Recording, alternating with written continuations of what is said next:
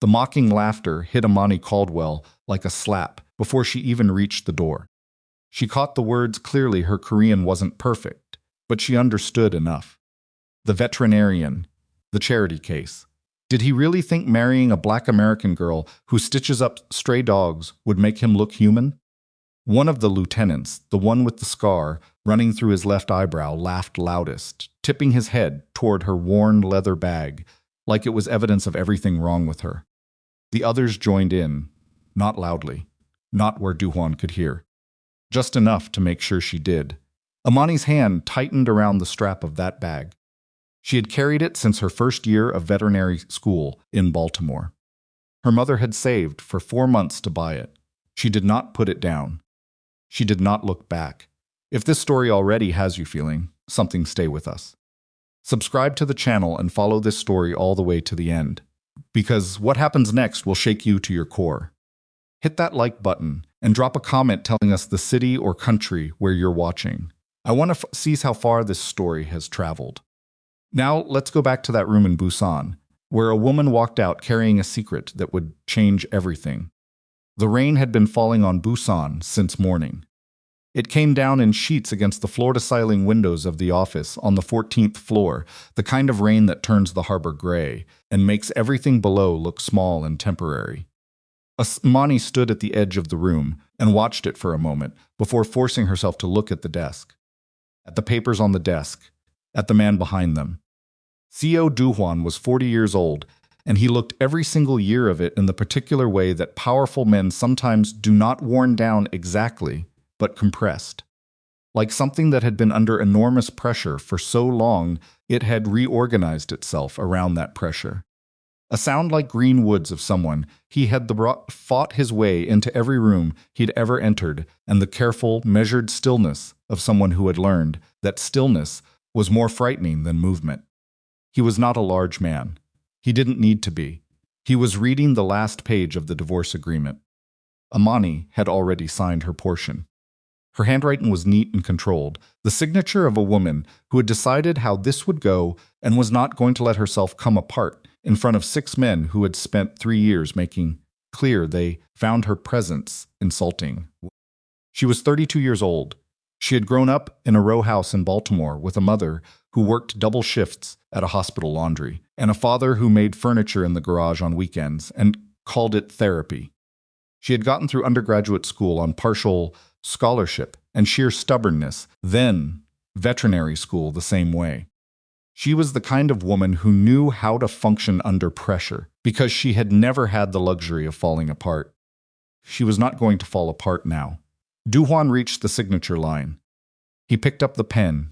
He signed, and then he set the pen down and exhaled, not loudly, not dramatically, but in the particular way that a man exhales when something he has been bracing against finally stops. Like a weight lifting, like relief. Imani saw it. She had been watching his face very carefully, the way she always watched his face, because Do-hwan was not a man who communicated in obvious ways. 3 years of marriage had taught her to read the small things, the slight tension around his jaw, when he was suppressing anger, the almost imperceptible softening around his eyes in the rare moments when he forgot to be guarded.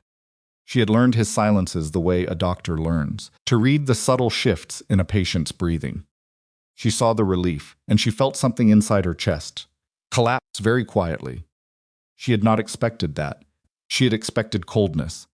She had expected the version of Do-hwan that ran the Seo criminal organization with the kind of systematic efficiency that made other men across the Korean underworld choose their words carefully in his presence. She had braced herself for the man who signed death warrants with the same expression he signed business documents. She had not expected relief. "You'll be safer when you're no longer my wife." His voice was low and even. He didn't look up when he said it. Imani stood there for 3 seconds. She counted them. Later, lying in the dark, and then she picked up her bag and walked to the door. She did not look at the lieutenants. She did not look back at Do-hwan. She heard it splitting. She walked out of that office and down 14 floors in an elevator that smelled like cigarette smoke and expensive cologne, and she stood in the lobby of the building while the rain hammered the glass doors in front of her. And she let herself feel exactly 1 minute of whatever this was, grief or humiliation, or something she didn't have a word for yet, and then she pushed it down to somewhere deep and dark and walked out into the rain. She had a bus to catch. She did not have a plan yet, but she had a secret. She pressed her free hand flat against her stomach. For just a moment, standing in the rain outside Do-hwan's building, with the water soaking through her coat and her hair, starting to come undone from the braid she'd put it in that morning. Then she dropped her hand and walked. The motel was 40 minutes from Do-hwan's building by bus, in a neighborhood where nobody looked at anybody else too carefully, and the walls were thin enough that she could hear the television in the next room. She had paid cash. She had given the man at the front desk a name that wasn't hers. She had been doing that for 3 weeks, since she'd started understanding how this was going to end. She sat on the edge of the bed with the ultrasound photograph in her hands. It was small and slightly blurry, the way early ultrasounds always are gray shapes against gray background, the curve of something barely formed. The technician had been kind and professional and had not asked why Imani was alone, which she appreciated more than she could say. She had been 11 weeks along. She had not told Do-hwan. She had not told anyone. She sat in that motel room and looked at the photograph for a long time. The rain was still coming down outside. She could hear it against the single window over the desk, a steady percussion that almost felt comforting in its consistency.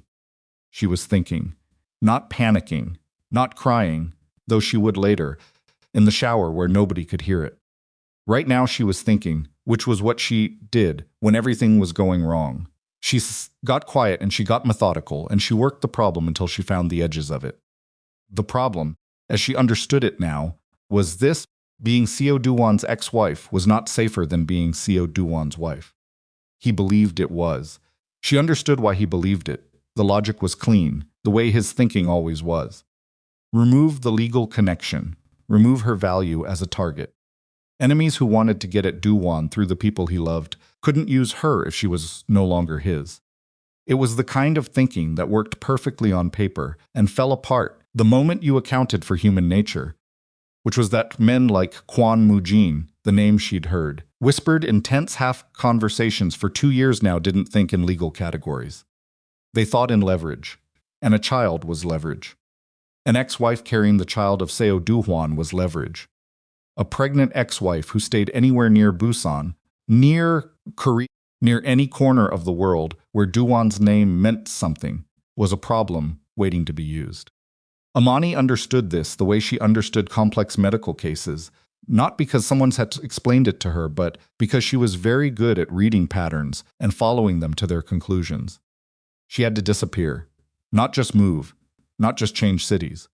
She had to become someone who didn't exist, and she had to do it before the divorce was filed publicly, before anyone outside that office had time to start calculating what she was worth.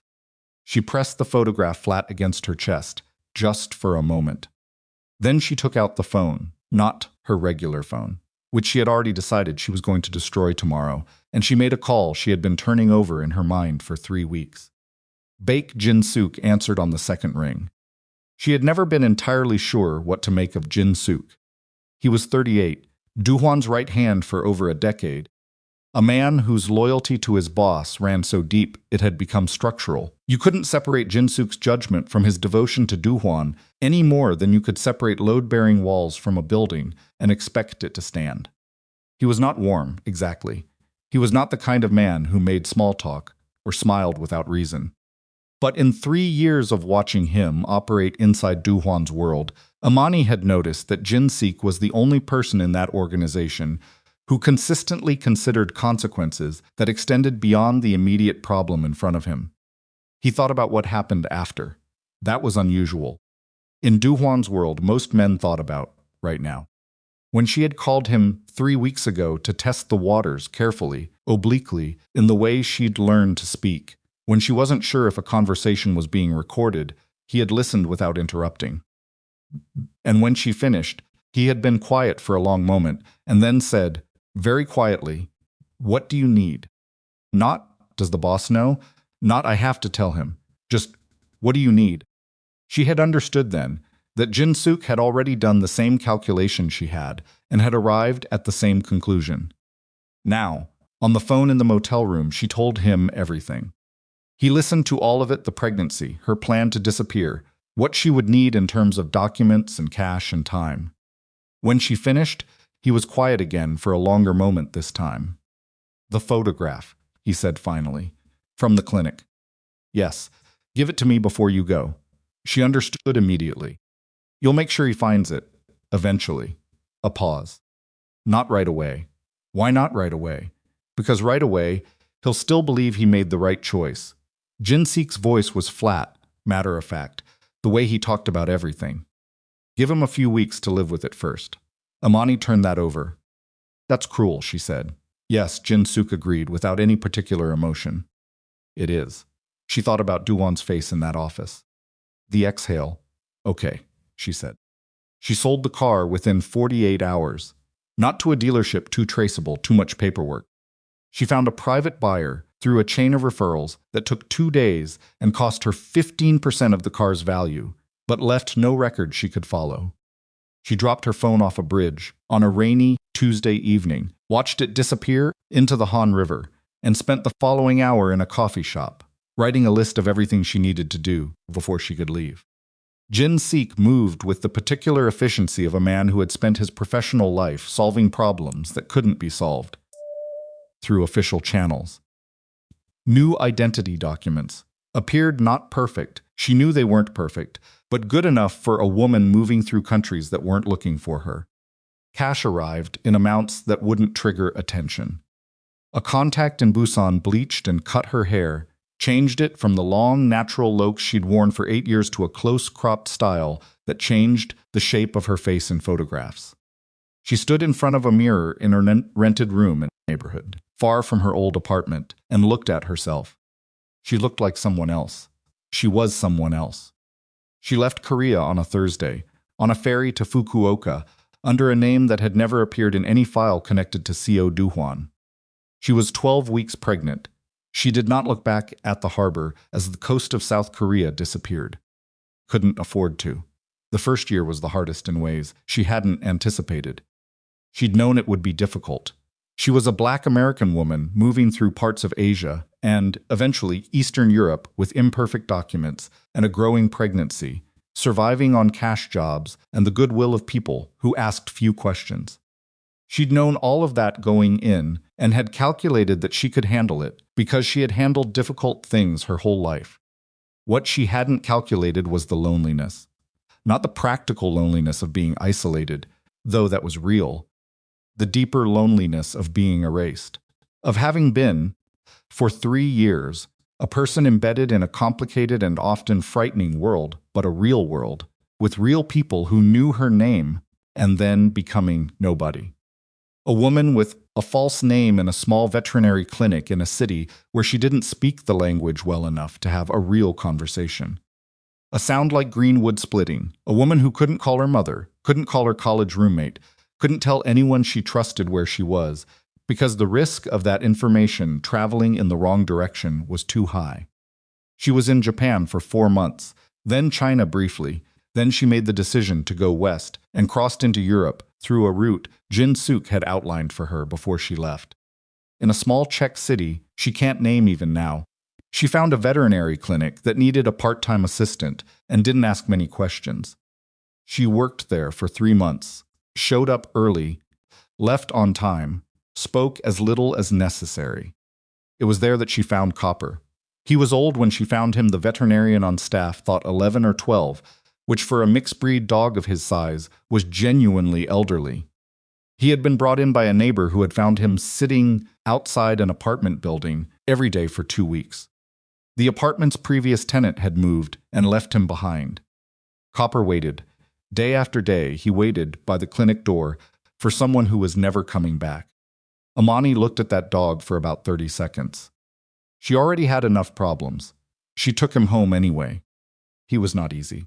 He had a bad hip that made him walk with a rolling, effortful gait, a deep distrust of loud noises, and a habit of staring at her sometimes with an expression that looked uncomfortably close to grief. He needed medication twice a day and regular monitoring and more emotional patience than she had to spare most days. But he slept curled against her legs at night, and in a life where everything was temporary and false, That warmth was something real. She understood him immediately. She told herself later. The waiting. The learning to live inside the waiting. She gave birth to Amara on a morning in April, in a hospital where she gave the name on her documents, and the nurse who checked her and mispronounced it and didn't pronounce it, and Imani didn't correct her. Amara came into the world crying hard and indignant about it, and Imani held her this small, furious, perfect person with dark skin that matched her own, and eyes that were gray, unmistakably gray, color of storm clouds over a harbor, and felt something shift inside her chest that she knew would never fully shift back. She had been afraid, in the weeks before the birth, that she would look at this child and see Do-hwan's face and feel the complicated, jagged thing she felt whenever she thought about him, which was something she worked very hard not to let herself do too often. She had been afraid the grief and the anger would get tangled up with the love and make everything impossible. That did not happen. She looked at Amara and felt very simply ferocious. She was going to keep this child safe if it killed her. She did not think about Busan. She did not think about the office or the divorce papers or the sound of men laughing at her worn leather bag.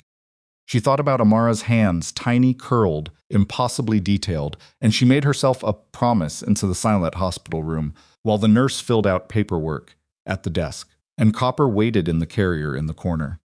Nobody was touching this child. Nobody was using this child. Nobody was going to make this child grow up inside the world Imani had walked away from. She was in the Czech city for another 3 months after Amara was born, long enough to regain her strength and to establish enough of a routine that the people at the clinic thought of her as reliable and unremarkable. And then Jin-suk called. He had been calling every 3 months, briefly from numbers she couldn't trace. He told her, the first time that Do-hwan had found the photograph. He told her in a flat voice with no particular emphasis, and Imani had sat with the phone against her ear in the back room of the clinic while Copper slept under the counter and tried to process the information.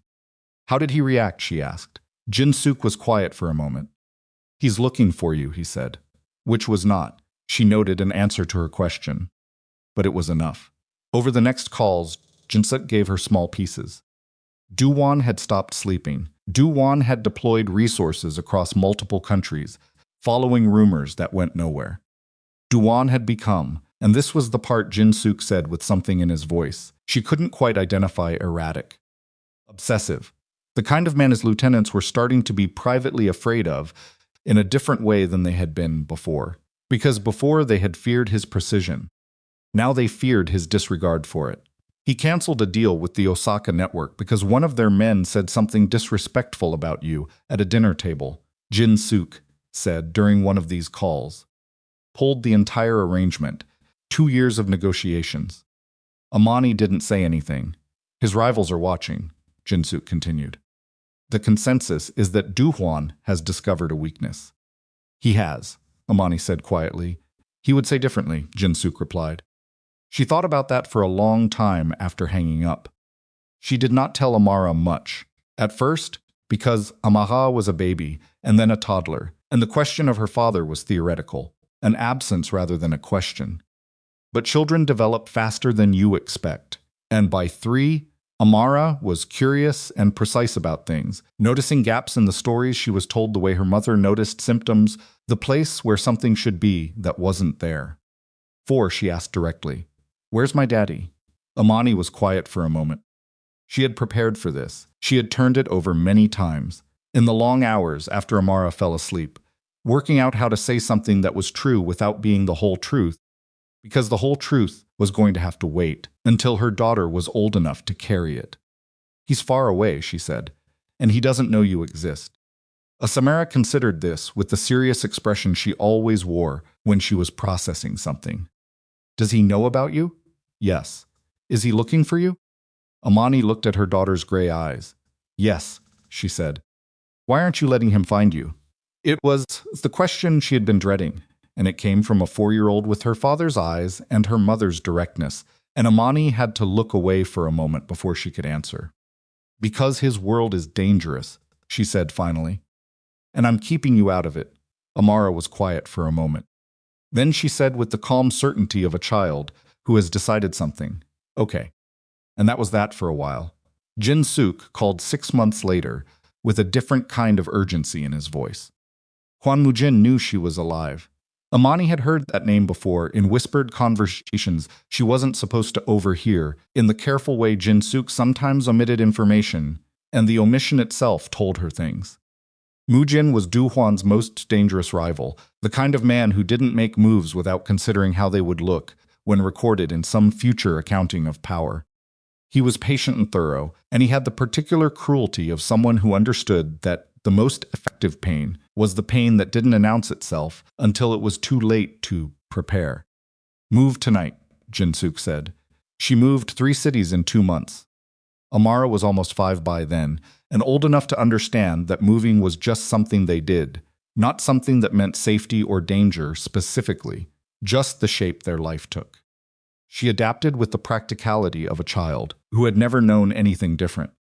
She packed her few things quickly and without complaint and climbed into buses and trains with her stuffed rabbit under one arm and asked questions about where they were going that Imani answered as honestly as she could. Somewhere new, Imani told her. Again? Amara asked. Again, Imani said. Amara looked out the train window at the dark countryside sliding past. Is the scary man getting closer? She asked. Imani's hand tightened on her daughter's knee. We're faster than he is, she said. It was the first time she had lied to her daughter, and she knew it. But Amara was 4 years old, and she was on a night train, moving through a country neither of them was supposed to be in, and some truths had to wait their turn. A silent Prague in. When the city was cold and wet and the tourist season had ended and the neighborhoods away from the center were full of people who weren't looking at each other. Imani found a studio apartment through a contact Jin Suk had left her, paid 3 months in advance, and stood in the middle of the tiny space with Amara on her hip and copper threading between her legs and looked at the cracked ceiling. She had 4,200 euros. She had skills. She had a daughter with storm's gray eyes and a stubborn refusal to be frightened by anything she didn't understand yet. She had survived worse starting positions. She got to work. Prague suited her in the particular way that difficult, beautiful things sometimes suit people who have been through enough that beauty doesn't distract them from what needs doing. She found 2 jobs in the first week. 1 at a veterinary clinic in the 4th district, 3 mornings a week. Cash in hand and no questions from a tired, older veterinarian named Novak, who was clearly delighted to have someone who actually knew what they were doing. The second was cleaning commercial spaces at night, which she did 3 evenings a week, while a retired neighbor named Blanca watched Amara with the particular unsentimental affection of Eastern European women of a certain age who had seen enough of life to know that a young mother working 2 jobs to survive deserved practical help rather than sympathy. It was not comfortable. It was not what she had imagined for herself at 22 when she'd started veterinary school with an idea of what a life in her profession might look like. A small practice somewhere, maybe her own eventually. Animals and work and a life that made sense. But it was hers and it was stable. And Amara was fed and warm and going to a small neighborhood daycare where she was learning Czech with the terrifying speed of a child whose brain was still young enough to absorb language like water, and that was enough. That had to be enough. One afternoon, Imani came home from the clinic to find Amara sitting cross-legged on the bed, examining the gold chain that hung inside Imani's blouse. She had pulled it out while Imani was sleeping, apparently. The ring hung from it, catching the thin winter light through the window. Amara looked up at her mother with her father's eyes. "What does it say?" she asked. Imani stood in the doorway of the studio apartment in Prague, still in her work clothes, and looked at her daughter holding her wedding ring. She came and sat beside her on the bed.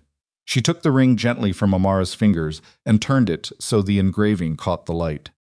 "Until we meet again." "It says until we meet again," Imani told her. Amara looked at the words.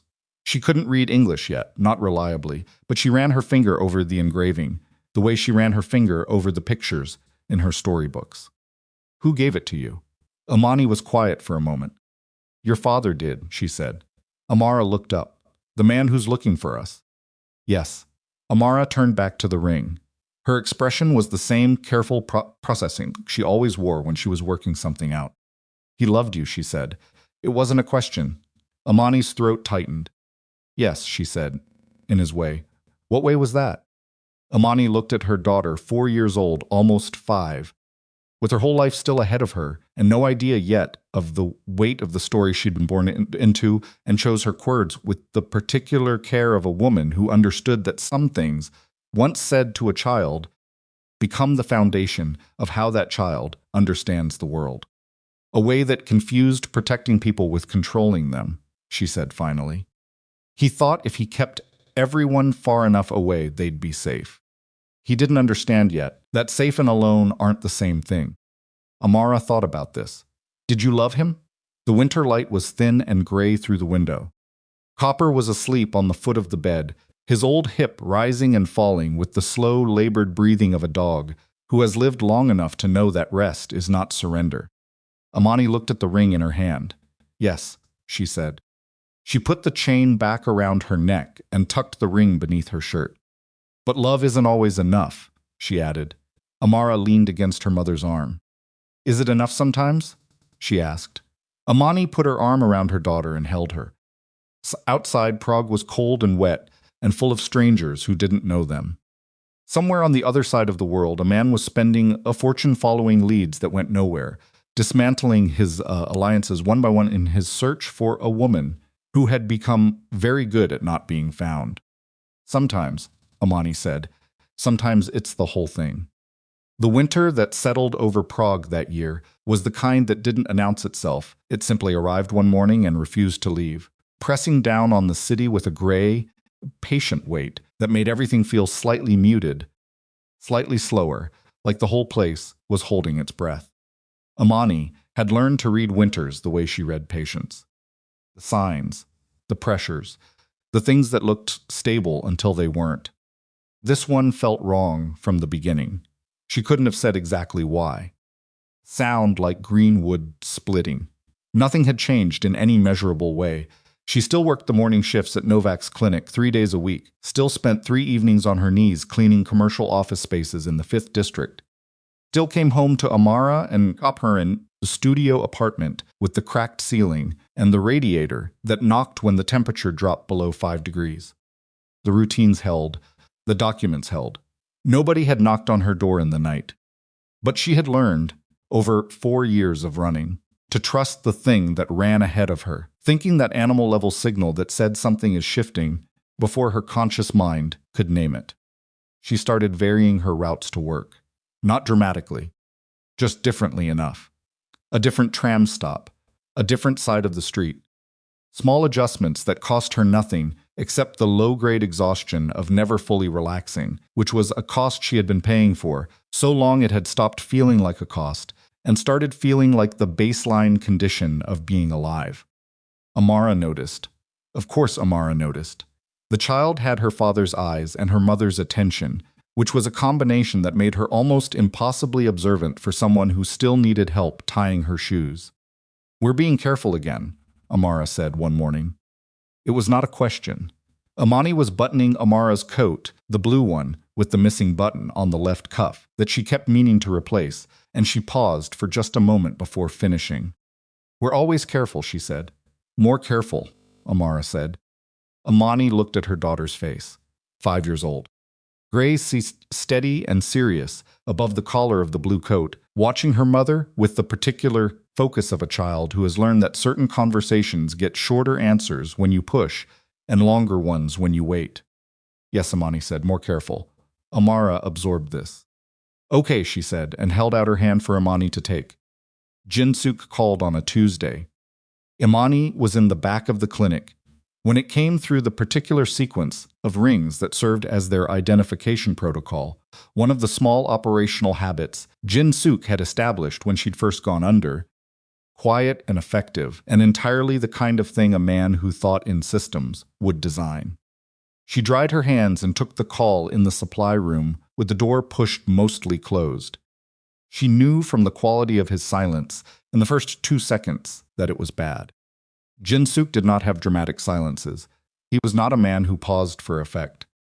When he paused, It was because he was choosing words very carefully, which he only did when the words he was choosing were the kind that required precision. Mujin has been in contact with someone in the Czech Republic, he said. Imani's hand tightened on the phone. Someone who? She asked. A former associate. Someone who processed documents for independent operators in this region 3 to 5 years ago. Another pause. The timing of the inquiry is not coincidental. She processed that. He's reconstructing the paper trail, she said. He's attempting to. The documents were good, they won't lead directly to you. But they narrow the geography. Jin-seek's voice was flat and careful in the way it got. When he was delivering information he wished he didn't have.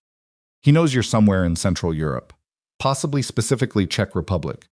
The supply room was small and smelled like antiseptic and the cedar chips used for small animal bedding. Imani stood in it and did the math. How long, she asked. Weeks, potentially. Less if he has better resources in the region than I currently believe he does. A breath. More if he runs into obstacles. Are you planning to provide the obstacles? I'm considering the options available to me, Jin-seek said, which was how he said yes when he didn't want to say it directly. She thought about the morning route changes. The radiator knocking in the night. Does Do-hwan know any of this? She asked. The pause this time was different.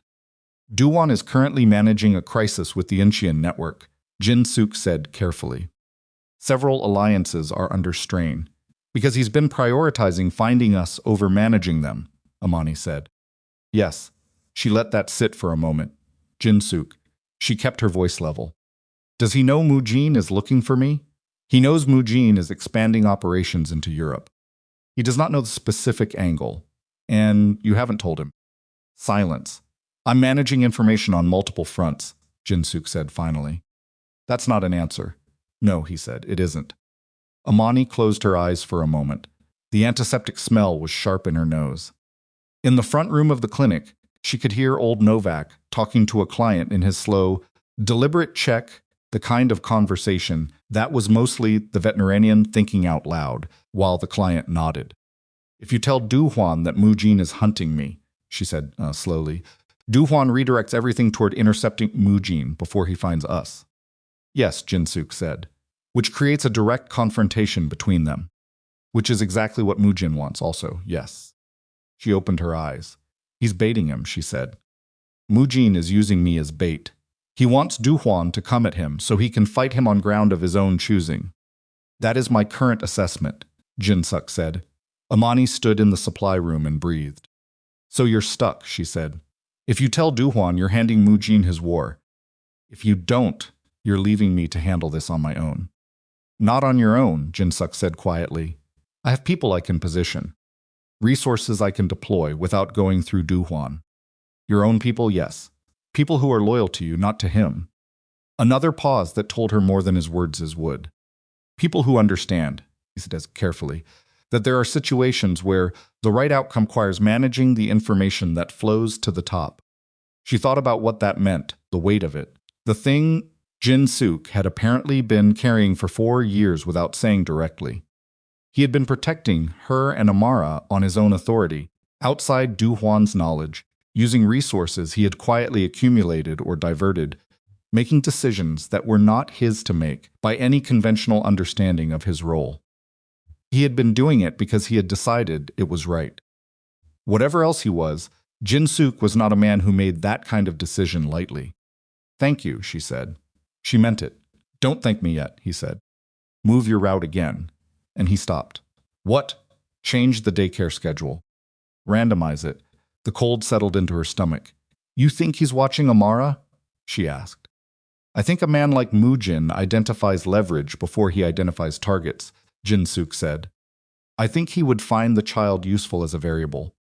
Imani was already in motion before he finished the sentence, pulling off her clinic apron, with one hand moving toward the door. I have to get her, she said. Yes, Jin-seek said. But don't run. Don't look alarmed. Alarmed people attract attention. She stopped, steadied herself, pulled the breath in slow. Call me tonight, she said. I will, he said, and ended the call.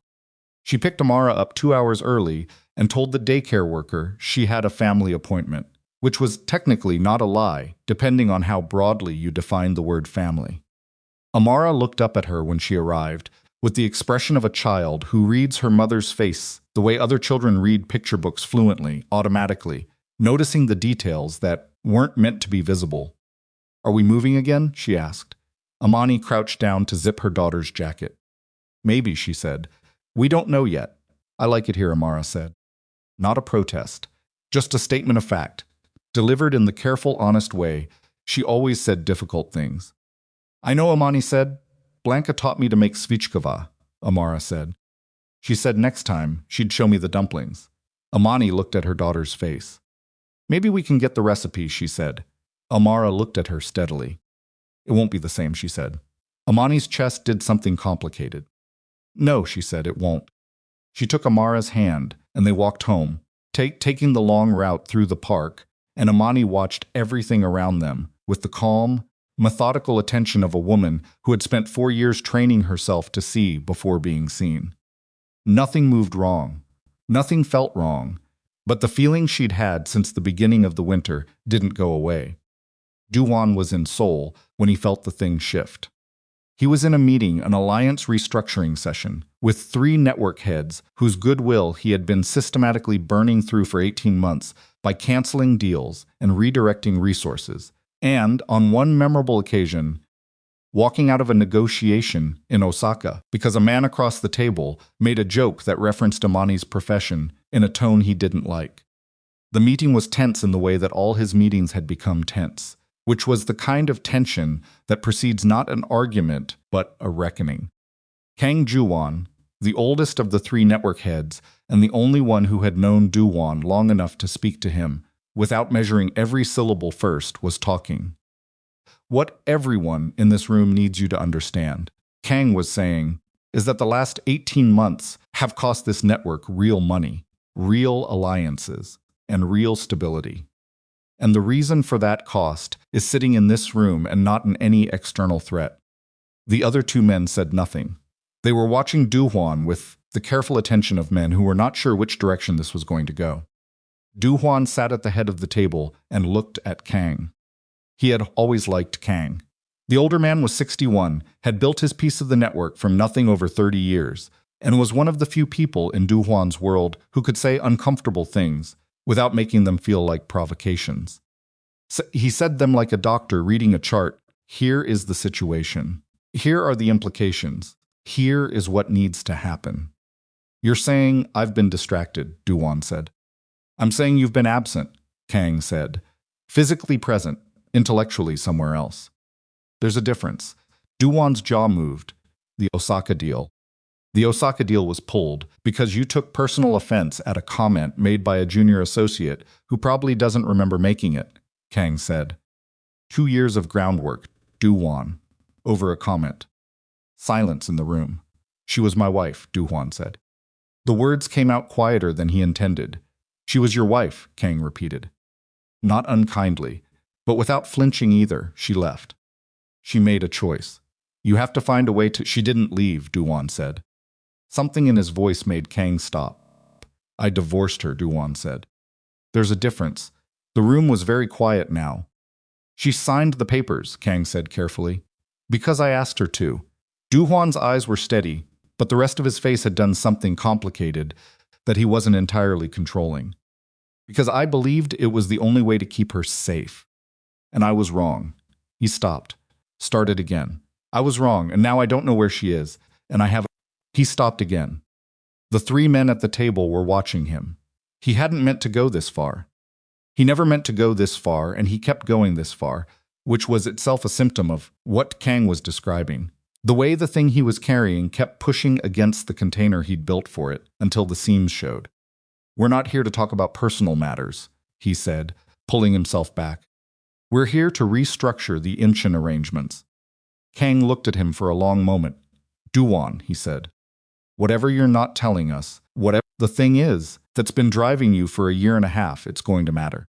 Whatever it is will eventually intersect with this network, because everything you do intersects with this network. And when that happens, we need to not be surprised." Do-hwan said nothing. "Tell us what's actually happening," Kang said. The room waited. Do-hwan looked at the table, at his hands flat on it, at the small scar on his right knuckle that came from a very different kind of meeting, 15 years ago, when he was still building this world rather than watching it begin to fracture. Mujin is moving into Europe, he said finally. Kang's expression shifted. Since when? 3 months at an operational level. The groundwork is longer. Do-hwan's voice had returned to its usual register. Flat, measured, the voice of a man reporting intelligence rather than confessing something. He's positioning in Prague, Budapest, Vienna, recruiting locally, building supply chains, establishing fronts. That's a significant expansion, one of the other men said. Yes, Do-hwan said. Why Europe? Why now? Do-hwan looked at the man who'd asked the question. Because, he said, there is something in Europe he wants. He didn't say what, but his hands, flat on the table, pressed down slightly harder. Kang noticed. He said nothing. Jin Suka was in the back office of an import business in Do-hwan that served as a quiet hub for his own operational arrangements, the ones that ran parallel to Do-hwan's network, without quite being inside it when. The message came through from his contact in Prague. He read it once. Then he sat very still for approximately 10 seconds. The message was 12 words. It had come through a channel he'd established specifically for high-priority information from regional contacts, the kind of channel that only got used when the alternative was waiting too long. Mujin's man was seen outside the 4th District Clinic. 2 days ago, Jin-suk set down the phone. He picked it up again and called Imani. She answered on the second ring. I need you to listen to me, he said, and I need you to not ask questions until I finish. A beat of silence, then go. There was surveillance on your workplace. We don't know if it was confirming identity or initial reconnaissance, but the timing follows the Czech contact I told you about. The gap between Czech contact and physical surveillance is shorter than I expected. He paused.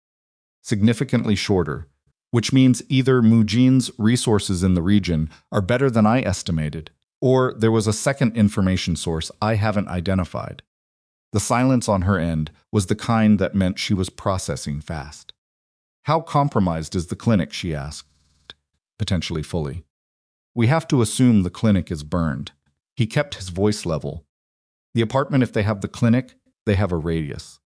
The apartment may take longer because it's not in the same district, but not safe either, she said. Not anymore. No. Another silence. Amara, she said. She wasn't at the clinic. The surveillance was on the clinic only, as far as we know. But if they're building a file, they'll look for the child. Yes. He heard her breath change. Not panic, just the sharp, controlled recalibration of a woman who had practiced exactly this scenario in her head many times and was now running the real version. I need 48 hours, she said. You have less than that.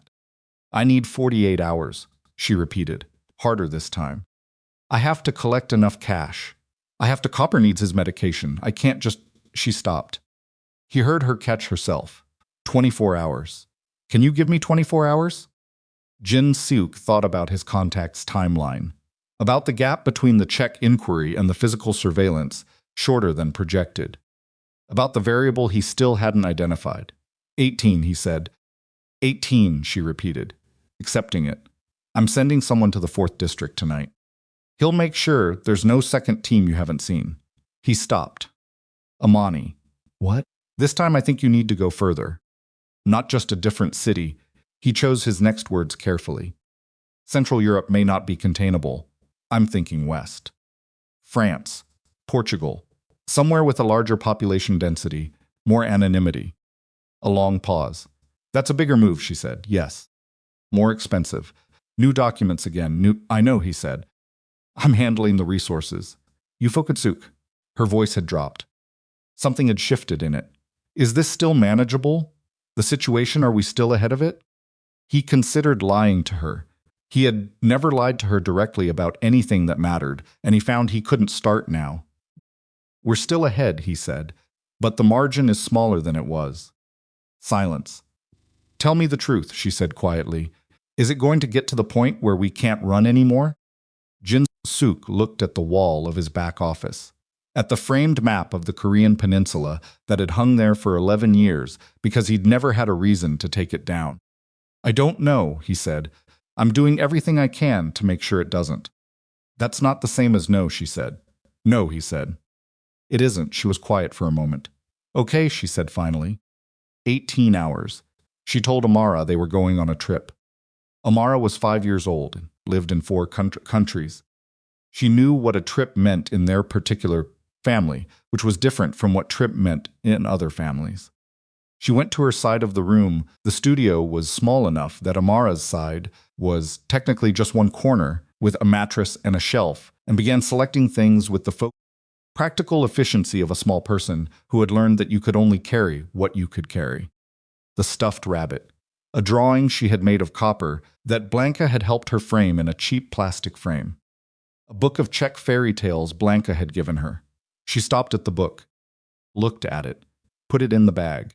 Imani watched her daughter pack from across the room, while simultaneously moving through her own list documents, cash, the medication for copper, the few things that were genuinely irreplaceable, and felt something behind her ribs that she had no name for. Not grief exactly, not anger. Something more tired than either of those things, and more determined. "Mom," Amara said. "Yeah, where's the man who's looking for us right now?" Imani folded a shirt, pressed it flat, placed it in the bag. "Far away," she said. "Is he still looking?" She thought about what Jin-suk had told her over 18 months of careful, minimal updates. A fortune spent. Alliances fractured.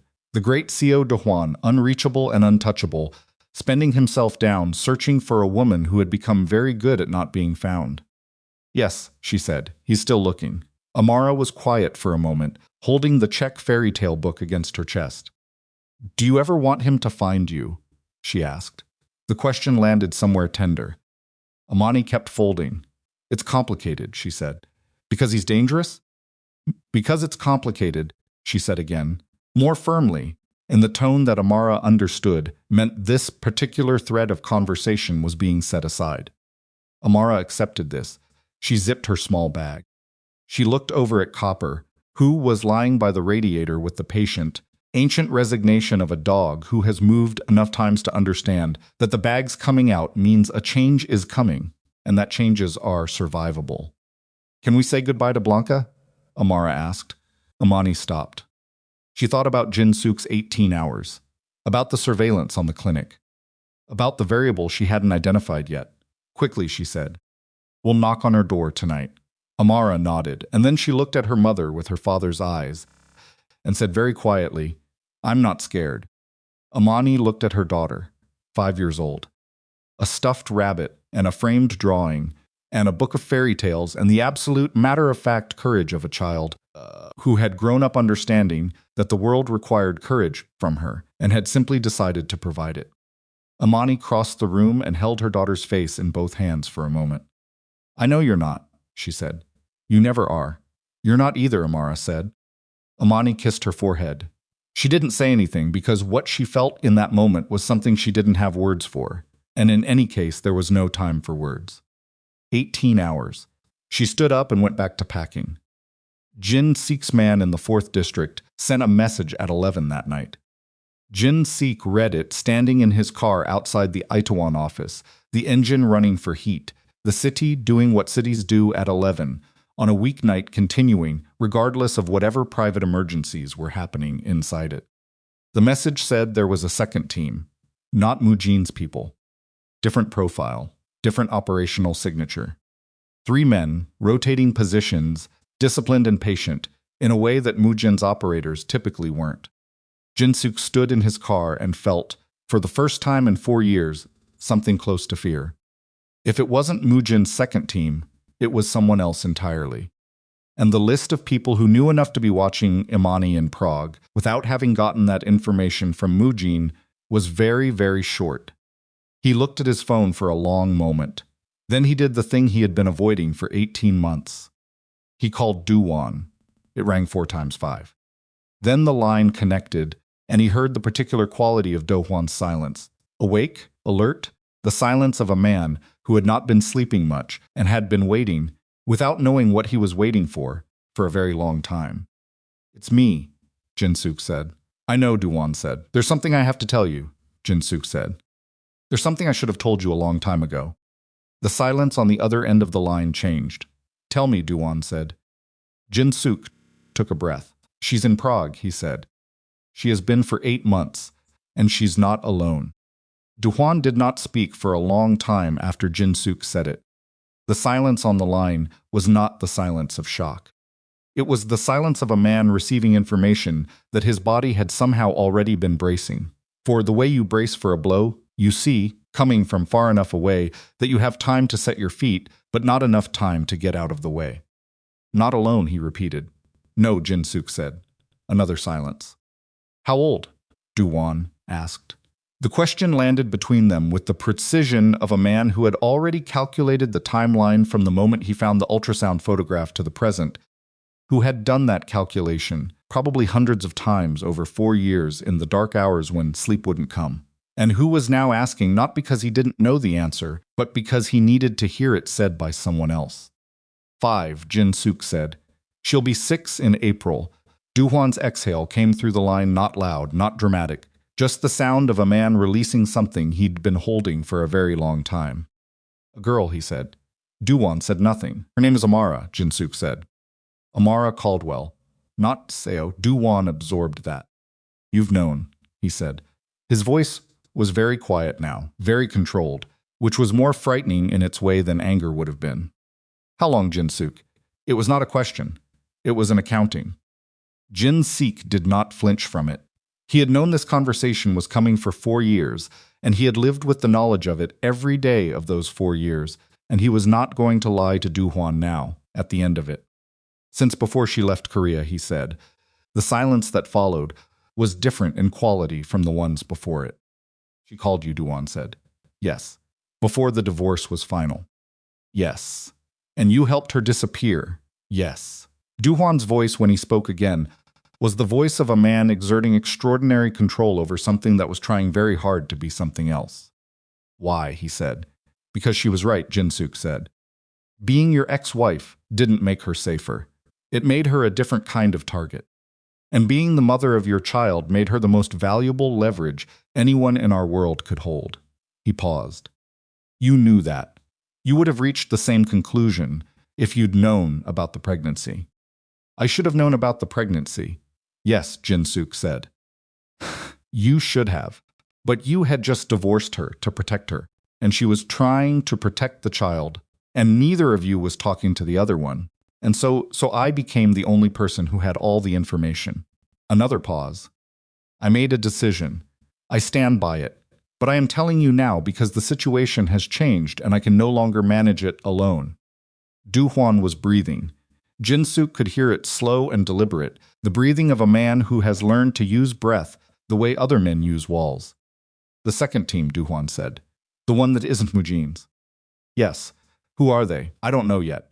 The operational signature is disciplined. Patient, rotating positions on a 6-hour cycle. Jin-suk stopped. It's not freelance, it's organized. How long have they been on her? My man in Prague spotted them tonight. How long before that I can't say. Do-hwan was quiet for a moment. She doesn't know about the second team, he said. She knows about Mujin's surveillance. I told her 18 hours ago. And the second team? Not yet. Call her, Do-hwan said. Right now. Don't explain anything else. Just tell her there's a second team and she needs to move in the next 2 hours, not 18. She has a child and a dog and I know what she has, Do-hwan said, and something in his voice closed down every possible further discussion of the point. 2 hours. Tell her. He ended the call. Jin-suk called Imani immediately. She answered on the first ring, which told him she hadn't been sleeping. Change of timeline, he said. 2 hours, not 18. There's a second surveillance team I identified after we spoke. Different profile from Mujin's people, a beat of silence. Different how, she asked. Organized. Disciplined. Not local operators. He kept his voice flat and informational. I don't have identification yet, but the profile suggests Jin-suk. Her voice was controlled in the way it got when she was frightened and refusing to let the fright run the situation. Who else knows I'm here? Outside of Mujin's network. He didn't answer immediately. Jinsuk. I don't know yet, he said. I'm working on it. That's not, she stopped. He heard her recalibrate in real time. Okay, 2 hours. Where do I go? Train station. There's a 247 to Vienna. From Vienna, I have a contact who can move you further west without going through standard channels. He was already pulling up the details on his laptop, the logistics of it, the chain of arrangements he'd been maintaining as contingencies for exactly this scenario. I'm sending you a number, man named Drevek. He'll meet you at the Vienna arrivals hall. Drevek, she repeated, committing it. He's reliable. I've used him twice, a pause. He knows not to ask questions. Amara's asleep, Imani said. Not a complaint, just a fact she was building the next 2 hours around. Wake her gently, Jinsuk said. Tell her it's an adventure. She's 5, Imani said. She knows it's not an adventure. He had no answer for that. I'll call you when you're on the train, he said. Jinsuk, she stopped. He waited. Is it Do-hwan? Is the second team his? The question sat in the air between them. I don't know, he said. Another silence. If it is, she said slowly, then telling him I'm in Prague just now. I told him 40 minutes ago, Jinsuk said. I had to. The situation was beyond what I could manage without him. The silence that followed was long enough that he thought for a moment the call had dropped. Imani, I'm here, she said quietly. He won't use the information to harm you, Jinsuk said. Whatever else he is. I know, she said. And she did, he thought. Whatever complicated, damaged, unresolved thing existed between Imani and Do-hwan, she had never believed he would deliberately harm her. That had never been the fear. The fear was everything that came around him, through him, because of him. 2 hours, she said. 2 hours, he confirmed. She woke Amara at midnight. Amara came awake the way she always did, not gradually, but all at once, eyes open and alert. A child whose nervous system had been calibrated by 5 years of understanding that when her mother woke her in the night, it required immediate presence of mind. Time to go? Amara asked. Time to go, Imani said. She helped her daughter into her clothes in the dark, working quickly and quietly, the blue coat with the missing button, the small boots. The bags were already by the door. Copper lifted his old head from the floor by the radiator and watched them with the patient resignation of an animal who understood change was coming. Imani clipped his leash. She took one last look at the studio apartment, the cracked ceiling, the knocking radiator, Blanca's building just across the courtyard where a light was still on in the upstairs window, Blanca being the kind of 70-year-old who didn't sleep much. She would not be able to knock on that door. She hoped Amara would forgive her for that. She turned off the light, and they went out into the Prague night. The 247 to Vienna was 3/4 empty, in the way that trains always are at that hour, a few travelers sleeping across doubled seats, a young couple near the front talking in low voices, a man in a business suit staring at his phone with the glazed attention of someone who had been awake too long. Imani found a compartment near the back, settled Amara into the window seat, let Copper arrange himself on the floor between the seats with the effortful, rolling motion of his bad hip. Amara leaned against the window and watched the lights of Prague slide past as the train pulled out of the station.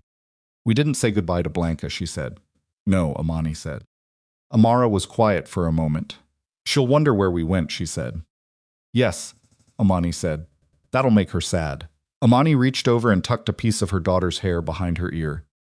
I know, she said. I'm sorry. Amara accepted this. She leaned her head against the window. Within 20 minutes she was asleep, the stuffed rabbit tucked under her arm, her breath fogging slightly against the glass. Imani sat across from her and watched the Czech countryside move past in the dark and tried to build the next phase of the plan. Vienna Drevek. Then West Jinsuk had said France or Portugal. She had been thinking Portugal since the moment he said it, because she had spent a month near Lisbon years ago between a clinic job and a cleaning job, and had noticed that the neighborhoods away from the tourist centers were the kind of places where nobody looked at you carefully if you didn't make them look. She was building this when her phone vibrated. Jinsuk. She answered quietly. You're on the train, he asked. Yes. Moving good. A pause that she didn't like the texture of. There's something I need to tell you, and I need you to hear it completely before you react. The countryside slid past in the dark. Tell me, she said. The second team, he said.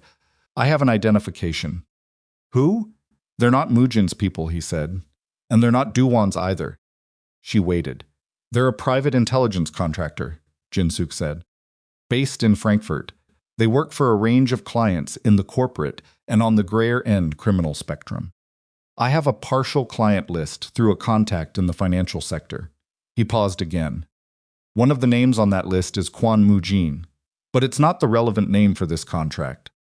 Imani's hand tightened on the phone. Who? She asked again. A woman named Park Hae-soo, Jin-suk said.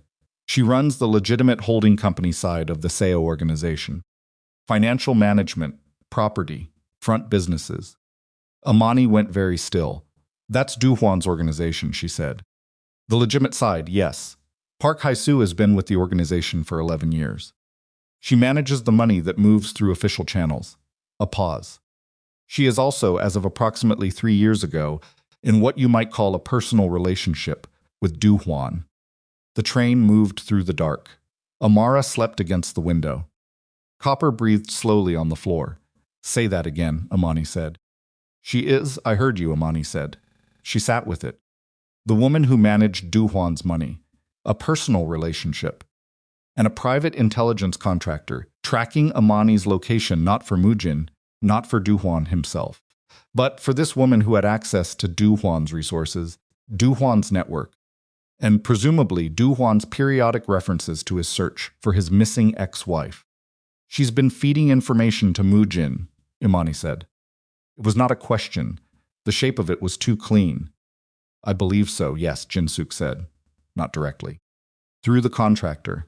The contractor takes the location data and sells it to multiple interested parties, including Mujin, which means every time Do-hwan's search got close to me, Imani said slowly, this woman knew, and passed it on, so that Mujin could intercept before Do-hwan could.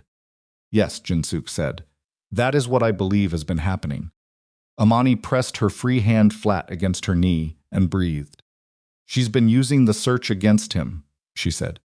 Every move he makes to find us, she reports it. Mujin repositions, and Do-hwan never gets close enough to know why he keeps missing. While simultaneous ensuring that Mujin has current location data on you, Jin-suk said, which serves her on multiple levels. It keeps Do-hwan searching indefinitely, which keeps him distracted and emotionally compromised. Keeps Mujin informed, and it positions her as the stable, reliable center of the organization while Do-hwan unravels. Imani looked at her sleeping daughter, gray eyes closed. Rabbit, tucked under her arm. She wants him to stay broken, Imani said quietly. I think she wants to manage what he becomes. Yes, Jin-suk said. A Do-hwan, who has found his family and resolved the thing that's been destroying him for 4 years, is a very different kind of man from a Do-hwan who is permanently compromised by it. Does Do-hwan know any of this? No. Are you going to tell him? Silence. I have to, Jin-suk said. But I need to do it carefully. If he learns this and react immediately, he will go directly at Park Hae-soo, and she has enough access to the network's finances that she can cause serious damage on her way out if she knows she's been identified. So you need to position first, Imani said. Yes. Which takes time I'm not sure we have. Imani was quiet for a moment. Jin-suk, she said. If Park Hae-soo's contractor has my location from Prague. Contract was running surveillance on the clinic and your building. The train station was not part of the surveillance footprint, as far as I can determine. He paused. You moved fast enough. I believe you're clean for now. Believe, she said. Yes, he said, believe. She looked out the window at the dark countryside. You said you were going to call Do-hwan, she said. Before I got on this train. You said you were telling him I was in Prague. I did tell him. What exactly did you tell him? That you were in Prague. That you weren't alone. A pause. That the child was 5 years old. Imani closed at her eyes. She sat in the dark of the train compartment, with her eyes closed, and felt the full weight of the thing that had been set in motion. Do-hwan. Knowing where she was. Knowing about Amara. Knowing that Amara existed and was 5 years old. She felt the complicated, jagged, unresolvable thing that came with that knowledge, the thing that was not simple grief, and not simple anger, and not simple love either, but something that contained elements of all three, compressed into a shape she had never found the right word for. She opened her eyes. When he gets to Prague, she said, he'll find nothing. Yes, Jinsuk said, and he'll know I was warned. Yes, and he'll know you warned me. A long silence. That is a conversation I am prepared to have with him, Jinsuk said. She thought about what that meant, what it cost Jinsuk to be sitting on the other side of that conversation. 11 years of loyalty. The most important relationship in his professional life, the thing that had organized his world. And he had spent 4 years operating around it, protecting her and Amara, and was now prepared to stand in front of Do-hwan and account for every single day of it. Be careful, she said. I'm always careful, he said. Be more careful than that, she said. She ended the call and sat in the dark with the phone in her lap. Do-hwan arrived in Prague on a morning flight that landed at 7:43. He took no official car, no escort. He came alone in the way that he had been coming at this for 4 years, without the apparatus of what he was, stripped down to the essential question, which was simply, where are they? He took a taxi to the 4th District and stood on the pavement outside the veterinary clinic for 2 minutes before going inside. The man at the front desk was young and slightly nervous in the way of someone who had already had a difficult morning. Do-hwan asked in careful English, for the woman who sometimes worked the morning shifts. He described her without naming her. He didn't have the name she was using. He described her carefully and precisely in the way of a man who has not seen someone for 5 years and still has every detail exactly. The young man behind the desk looked at him for a moment. She hasn't been in, he said. She was supposed to work this morning. She didn't call. Do-hwan thanked him and left. He stood on the pavement outside the clinic with the morning cold of Prague moving through him and understood, with the particular clarity of a man who had been doing this long enough to recognize patterns, that he had arrived exactly too late. He looked at the buildings around him. The apartment blocks in this district were the residential kind, the kind that housed people who lived ordinary lives and minded their own business. She would have been close, walking distance from where she worked, because she would not have wanted to depend on transportation that could be tracked or interrupted. He started walking. He was not looking for her. He understood she was gone. He was looking for the shape of the life she had been living, because understanding, it was the only thing he had left to do here, and he could not make himself not do it. He found the building on the 3rd Street he tried. Because he was looking for a ground floor or first floor apartment, she would have wanted quick egress, multiple exits in a building with a courtyard access, because she would have wanted sightlines in more than one direction. He found the building and he stood in the courtyard and he looked at the window of the apartment that had a child's drawing taped inside it, visible from the courtyard. A dog, clumsily drawn in crayon, orange-brown with a tail that curved up cheerfully. He stood in that courtyard for a long time. Then he heard the door of the adjacent building open, and an old woman came out, carrying a cloth bag 70s, wide in the hips, the kind of face that had lived a full life in it, and was not particularly surprised by anything anymore. She stopped when she saw him, and stopped when she saw him of someone who had watched this courtyard for decades, and knew which faces belonged and which didn't. You're looking for the young woman, she said, in English. Scented but clear. Do-hwan looked at her. Yes, he said. The old woman's expression was unreadable. She left in the night, she said. She and her daughter. A pause. And the old dog. Do-hwan said nothing. You're not police, the old woman said. It was not a question. No, he said. She looked at him for a long moment with those assessing eyes. Then she looked at the drawing in the window. She was a good neighbor, the old woman said. Quiet. Worked hard. Good mother. She paused. Her daughter made me svichkova. Do-hwan looked at the drawing in the window. A child's drawing of a dog. Crayon, orange-brown, cheerful tail. His daughter had drawn that. His daughter, who did not know he existed, had drawn a picture of a dog and taped it in a window in Prague and was now gone, somewhere west he couldn't reach. And the woman he had spent 4 years following across 4 continents was gone with her. Did she say anything, he asked, before she left? The old woman shook her head.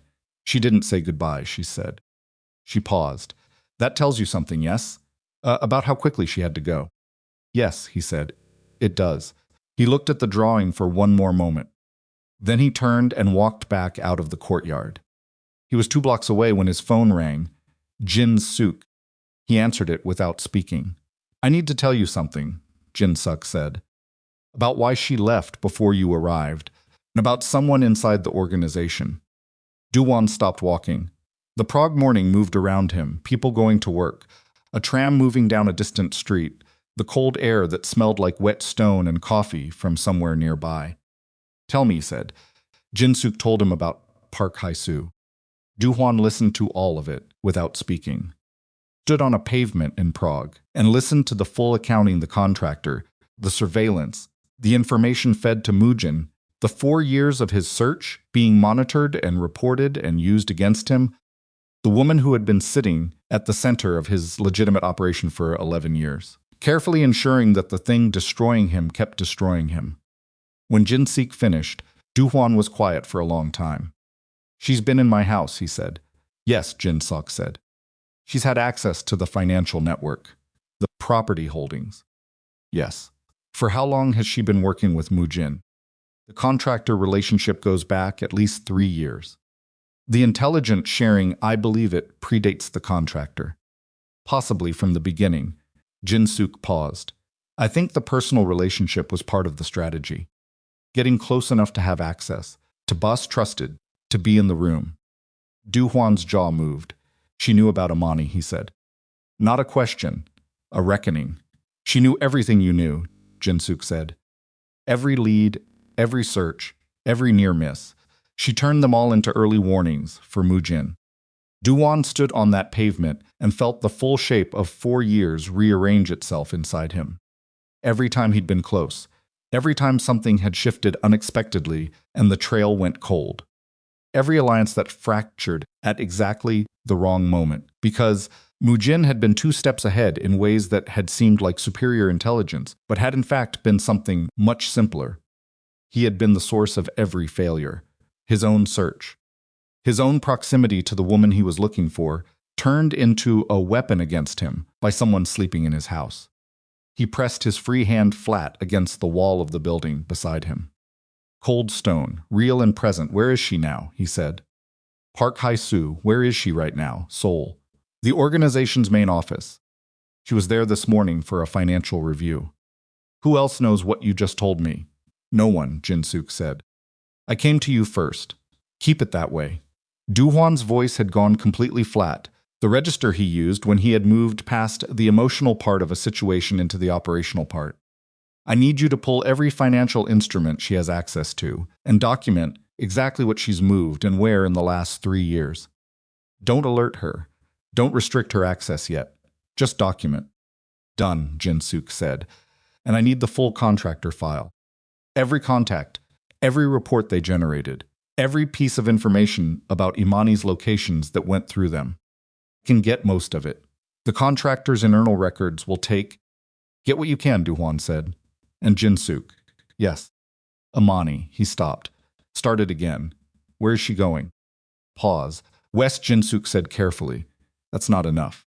It's what I can give you right now, Jin Suk said. She needs time and distance before I give anyone her specific location.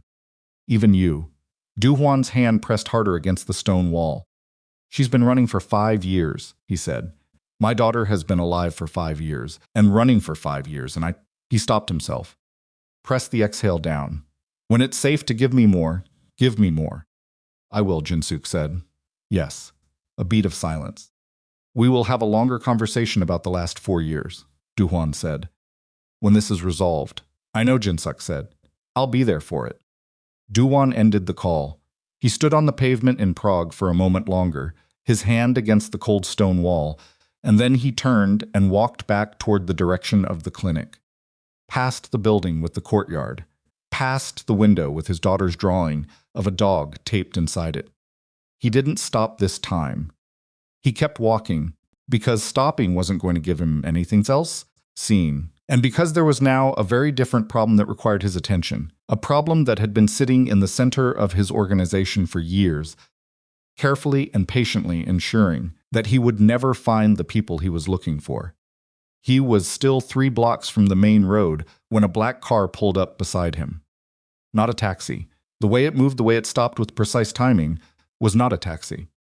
The window came down. The man behind it, someone Do-hwan recognized not by name, not from any direct dealings, but by the particular quality of his stillness. The practiced operational stillness of someone who worked for Kwon Mu-jin. "My employer would like to speak with you," the man said. Do-hwan looked at him. Then he looked at the 2 men who had materialized on the pavement behind him, close enough to be deliberate, far enough to give him the illusion of a choice. "He could have called," Do-hwan said. "He prefers in person," the man said. Do-hwan looked down the street, looked back at the car, looked at the drawing that was no longer visible from this angle, the building he'd left behind. He thought about Park Hae-soo in his office in Seoul, reviewing financial documents. He thought about Imani on a train somewhere, moving west.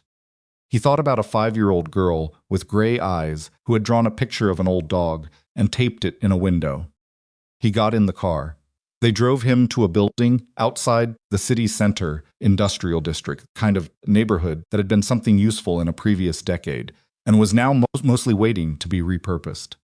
The building itself was nondescript, the outside of it carrying none of the markers that would make it memorable. Inside was different.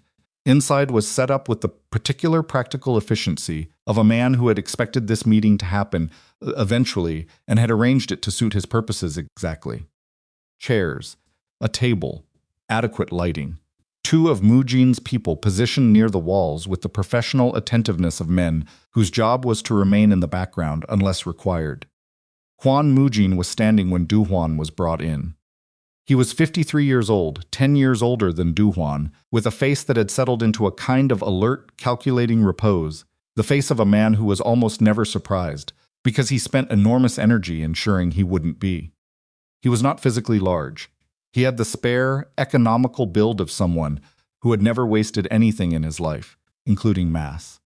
He looked at Do-hwan the way you look at something you have been planning for long enough that seeing it in person is almost anticlimactic.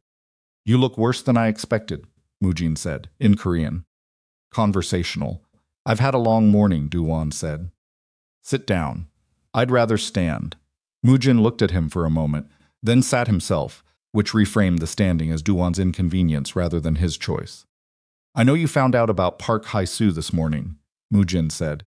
Do-hwan's expression didn't change, but something in his posture shifted by the smallest degree, the adjustment of a man recalibrating. "Your contractor has a leak," Do-hwan said. "My contractor has several. I prefer it that way. It means I always know who's talking to whom." Mu-jin crossed one leg over the other with the unhurried ease of a man conducting a meeting that is going exactly as planned. "I know you came to Prague for her. I know Jin-suk told her you were coming. I know she left on the 2:47 to Vienna last night." Do-hwan said nothing. "I know about the child," Mu-jin said. The room was quiet. "The girl has your eyes," Mu-jin said. "Or so I'm told.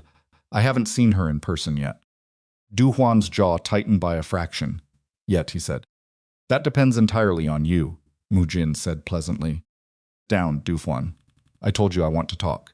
Do-hwan sat. Not because Mu-jin had won anything, because he needed to hear what came next before he decided what to do about it. And Mu-jin was right that the information flowing through this room was currently more valuable than the stance he held in it. "I've been patient," Mu-jin said. 4 years is a long time to wait for the right moment. I respect patience in other people, and I expect it to be recognized in myself." He looked at Do-hwan steadily. "You've been distracted. Your network has been weakening. Your allies are restless, and your rivals are circling. All of this everyone knows. Get to the point," Do-hwan said. "Point," Mu-jin said, "is that I could take what remains of your network tomorrow. I have the resources, the alliances, and now the intelligence from inside your own organization to do it cleanly." He paused. "But I'm not interested in a hostile takeover. I'm interested in a transaction." "What kind of transaction?" "Simple. Mujijin uncrossed his legs and leaned forward slightly. You sign over control of the CO's network's Eastern distribution channels. Formal transition, legitimate documentation, clean. I take the channels. You retain the holding company structure and the Western operations. You walk away with enough to live very comfortably. He paused. And I stop looking for the veterinarian and her daughter. The room was very quiet. Do-hwan looked at the man across the table. You're threatening my family, he said. I'm offering you the opportunity to protect them, Mujin said. There's a difference. A meaningful one. There isn't, Do-hwan said. Mujin looked at him for a moment. She's on a train to Vienna right now, he said. The child is with her, the old dog. A pause. They're heading west. I have people in Vienna, in Paris, in Lisbon. Wherever she's going, I can find her faster than you can reach her. He said it with no particular emphasis, the way you state a fact that doesn't require dramatic delivery to land. Question is whether I need to. Do-hwan's hands were flat on the table in front of him. He looked at them. He thought about the courtyard. The drawing, orange-brown crayon, cheerful tale. He thought about a 5-year-old girl who had never heard his name, said without fear attached to it. He thought about Imani on that train, not knowing that Mujin's people were already positioned in the cities ahead of her, because Jin-suk didn't know that yet. Because Mujin had been 10 steps ahead of everyone in this story since the beginning, and had arranged it that way carefully and deliberately. I need time to review the terms, Do-hwan said. Mujin smiled not warmly, not triumphantly, just with the mild satisfaction of a man whose read on a situation has proven accurate. Of course, he said. I'm not unreasonable, he stood. You'll stay here tonight. There's a room, comfortable enough. We can discuss the specifics in the morning. He paused. And Do-hwan, I'd encourage you not to contact Jin-suk. Or anyone. Tonight is better spent thinking rather than maneuvering. Do-hwan looked at him. I don't have my phone, he said. They'd taken it when he got in the car. No, Mujin said. You don't. He left the room, the door closed. Do-hwan sat at the table in the industrial building outside Prague, with the particular stillness of a man who has just understood the full geometry of the trap he has walked into. Not panicking, not despairing, but running the calculation with the cold precision that had kept him alive through 15 years of a world that consumed men who calculated slowly. The Eastern distribution channels were not negotiable. They were the arterial structure of everything the CO organization had built. Give them up. And what remained was a body without blood flow, surviving technically, but not functionally. Which meant the transaction Mujin was proposing wasn't a transaction. It was a surrender, dressed in the language of business. And the alternative Mujin was implying that he would find Imani and Amara and use them as leverage to force what negotiation couldn't was not a bluff. Do-hwan understood men like Mujin the way Imani understood sick animals, by reading the pattern of everything they'd done before, the accumulated evidence of what they were capable of when what they wanted was within reach. Mujin was capable of this. He sat in the quiet room and breathed slowly and thought about Imani on a train moving west with their daughter sleeping against the window. A sound like green wood splitting, and he thought about the moment that was coming, the moment when the world she had been running from were finally going to collide in a place neither of them could control. And he understood, with the cold clarity of a man who has run out of the option of managing things from a safe distance, that everything was about to change. He was not going to sign anything. He was not going to surrender anything. But he was also not going to be able to stop what was coming by himself. From inside a room in an industrial building outside Prague, without a phone, with Mujin's people between him and every exit. For the first time in 15 years, CO Do-hwan had no play. He sat with that. And then he began, very quietly, to look for one anyway. Do-hwan spent the first hour mapping the room. Not physically, he didn't move from the chair, didn't touch the walls, didn't do anything that the camera in the upper right corner of the ceiling would register as reconnaissance. He sat with his hands flat on the table, and his breathing slow and his eyes moving through the space with the methodical patience of a man who had learned very early that the most dangerous thing you could do in a confined situation was let urgency override observation. The room was approximately 6 meters by 8. Concrete walls, no windows. Single door, steel frame opened inward. He'd noted the direction of swing when Mujin's man closed it. The camera in the upper right was fixed angle, covering roughly 2/3 of the room, leaving a dead zone in the near left corner behind the door. The lighting was fluorescent, the kind that ran on a main circuit rather than a separate switch, which meant it was controlled from outside. A second door on the far wall, he'd initially read it as a supply closet, but the gap under it showed a different quality of darkness than a closet would. A room beyond, possibly a corridor. The chair he was sitting on was metal.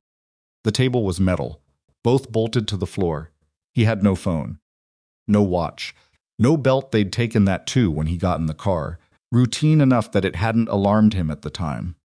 His shoes still had splitting. His shoes still had laces, which told him either Mujin's people were less thorough than their reputation, or they were confident enough in the room's security that they hadn't bothered with that level of detail. He sat with all of this and he thought. Mujin had been precise about one thing, the timeline. He'd said morning, discuss specifics in the morning, which meant Mujin expected the night to do work, to let the weight of the situation settle on Do-hwan, let the isolation compound. Let the image of Imani and Amara on a train moving towards cities, where Mujin had people already positioned, press down until the mathematics of it became undeniable. It was a reasonable strategy. It would have worked on most men. Do-hwan was not most men, but he was also not, at this particular moment, in a position where the gap between what he was and what most men were translated into any practical advantage. He was in a locked room without a phone. Mujin had people between him and every exit. Jinsuk didn't know where he was. Imani was on a train heading into a net she couldn't see. He pressed his palms flat against the table and felt the cold metal against his skin. He thought about the second door. He waited 4 hours. Patience was something Do-hwan had learned not from any particular teacher, but from the accumulated experience of a life in which the men who moved too fast were the ones who didn't survive long enough to move slowly. He sat in the chair. He kept his breathing even. He let the fluorescent light hum above him, and he let the hours pass. And he did not give the camera anything to see except a man sitting quietly. At what he estimated was 3 in the morning, he was calibrating from hunger and the particular tiredness that comes not from exertion, but from sustained, effortful stillness. He heard voices in the corridor beyond the second door. 2 voices, low. The specific rhythm of men running through the end of a shift, energy dropping, attention thinning. He waited another 20 minutes. Then he stood up slowly and walked to the far left corner of the room, the dead zone, and crouched down with his back against the wall and his eyes on the gap under the second door. No light. The voices had stopped. He stayed in the crouch for 10 minutes. Nothing moved. The light under the door stayed dark. He stood and went to the door. He pressed his palm flat against the surface and felt no vibration, no weight, shifting on the other side, no breathing. He tried the handle, locked. The mechanism was a simple lever handle rather than a deadbolt, which told him it was interior locking, the kind that opened with a key from the outside and released from the inside, because the original function of this room had not been a cell. He crouched and looked at the gap beneath the door more carefully. The gap was approximately 1 centimeter, not enough for anything useful.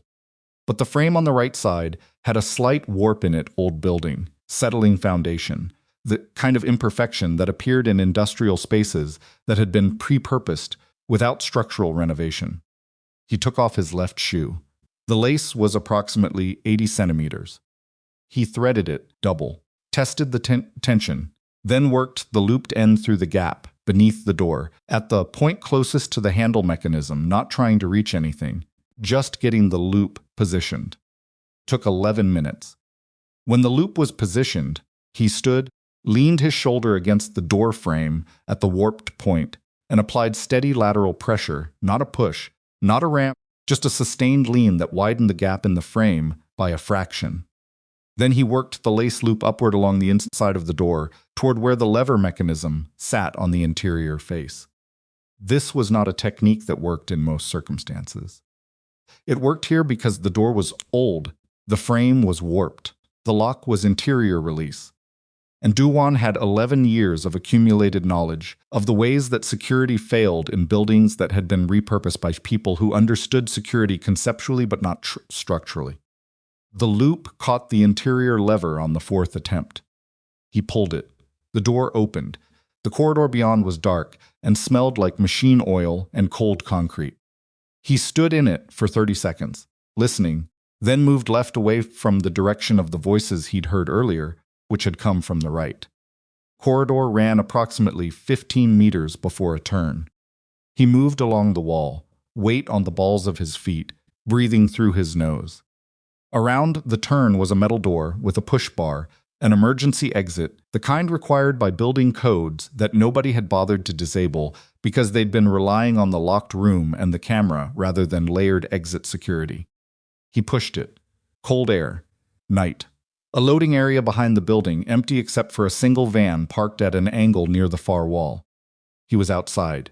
He stood in the cold air and let himself take one full breath, and then he moved toward the perimeter. Because being outside the building was not the same as being clear of the building, and every second he spent in the open loading area was a second that could be eliminated by someone checking a camera feed.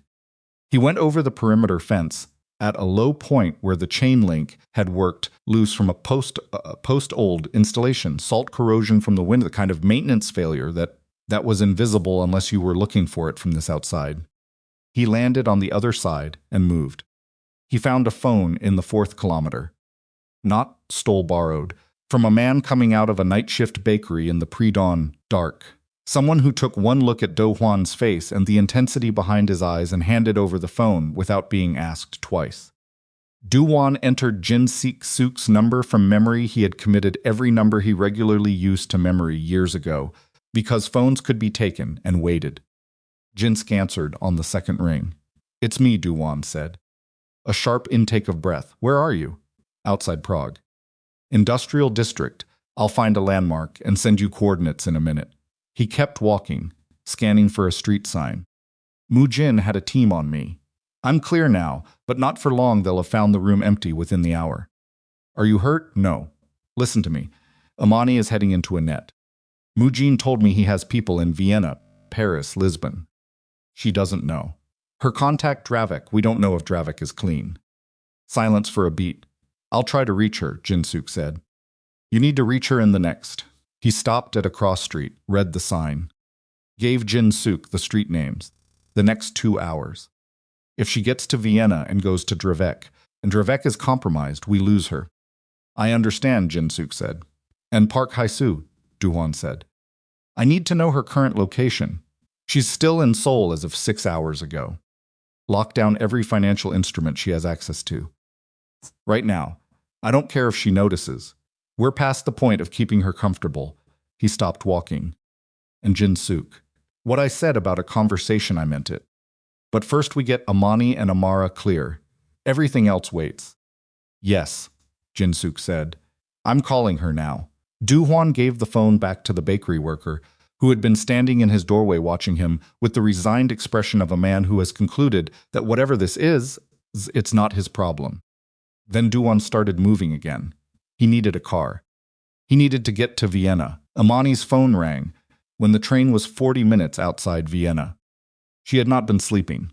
Amara was asleep across from her, the stuffed rabbit wedged between her face and the cold window, Kapar breathing on the floor. Imani had been sitting in the particular suspended state of someone too tired to think productively and too wired to rest, watching the Austrian countryside lighten from black to gray as morning approached. She saw Jin identifier and answered. "Don't go to Dravik," Jin said immediately. She sat up straight. "Why?" "We can't confirm he's clean. Jin's network in the region is wider than I calculated." He paused. Do-hwan escaped from the building. Jin was holding him in. "He's moving toward Vienna." Everything in Imani's body went still. "Jin had Do-hwan," she said. "Yes, he's clear now. But the situation has moved beyond what I can manage from Seoul. You need." He stopped. "There's a woman, Yoon Sara. She works for Jin's European operation, has for 3 years.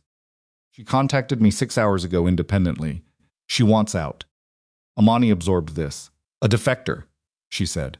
A woman who has calculated that Mujin's current trajectory ends badly for everyone around him, Jin-suk said. She has operational information about his Vienna network. She knows which safe locations are burned and which aren't. Can get you somewhere Mujin's people won't look. Why would she do this? Because she has a daughter of her own, Jin-suk said. And because Mujin recently made clear that protecting civilian bystanders is not a priority he shares. He paused. She gave me information I could verify. It checked out. Imani looked at Amara sleeping against the window. Where is she? She asked. Vienna. She'll meet you at the arrivals hall. She drives a gray Skoda. She'll be wearing a red scarf. A pause. Imani, I know this asks a lot of trust. Everything has asked a lot of trust, Imani said. Yes, he said. I know. She looked at her daughter. Give me her description, she said. Yoon Se-ra was 36 years old, with the compact, efficient presence of a woman who had learned to take up exactly as much space as a situation required and no more.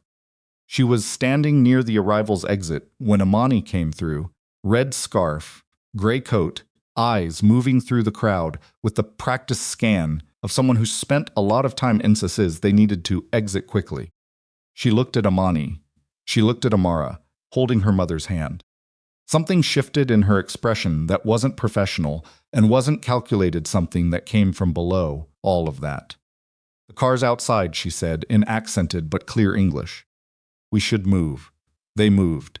In the car, Amara sat in the back with Copper and looked at everything with the silent, observant attention she brought to all new situations. Se-ra drove with the focused economy of someone who had done a lot of driving in conditions where the driving mattered. Where are we going? Imani asked. Outside the city, Se-ra said. There's a location Mujin doesn't know I have.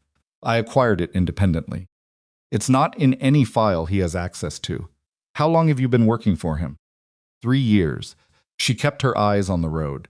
Long enough to understand the full picture. What changed? Se-ra's jaw tightened slightly. He threatened a child, she said. Not yours. Someone else. A boy 8 years old.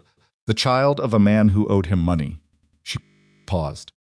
He didn't hurt the child. He just made clear he would.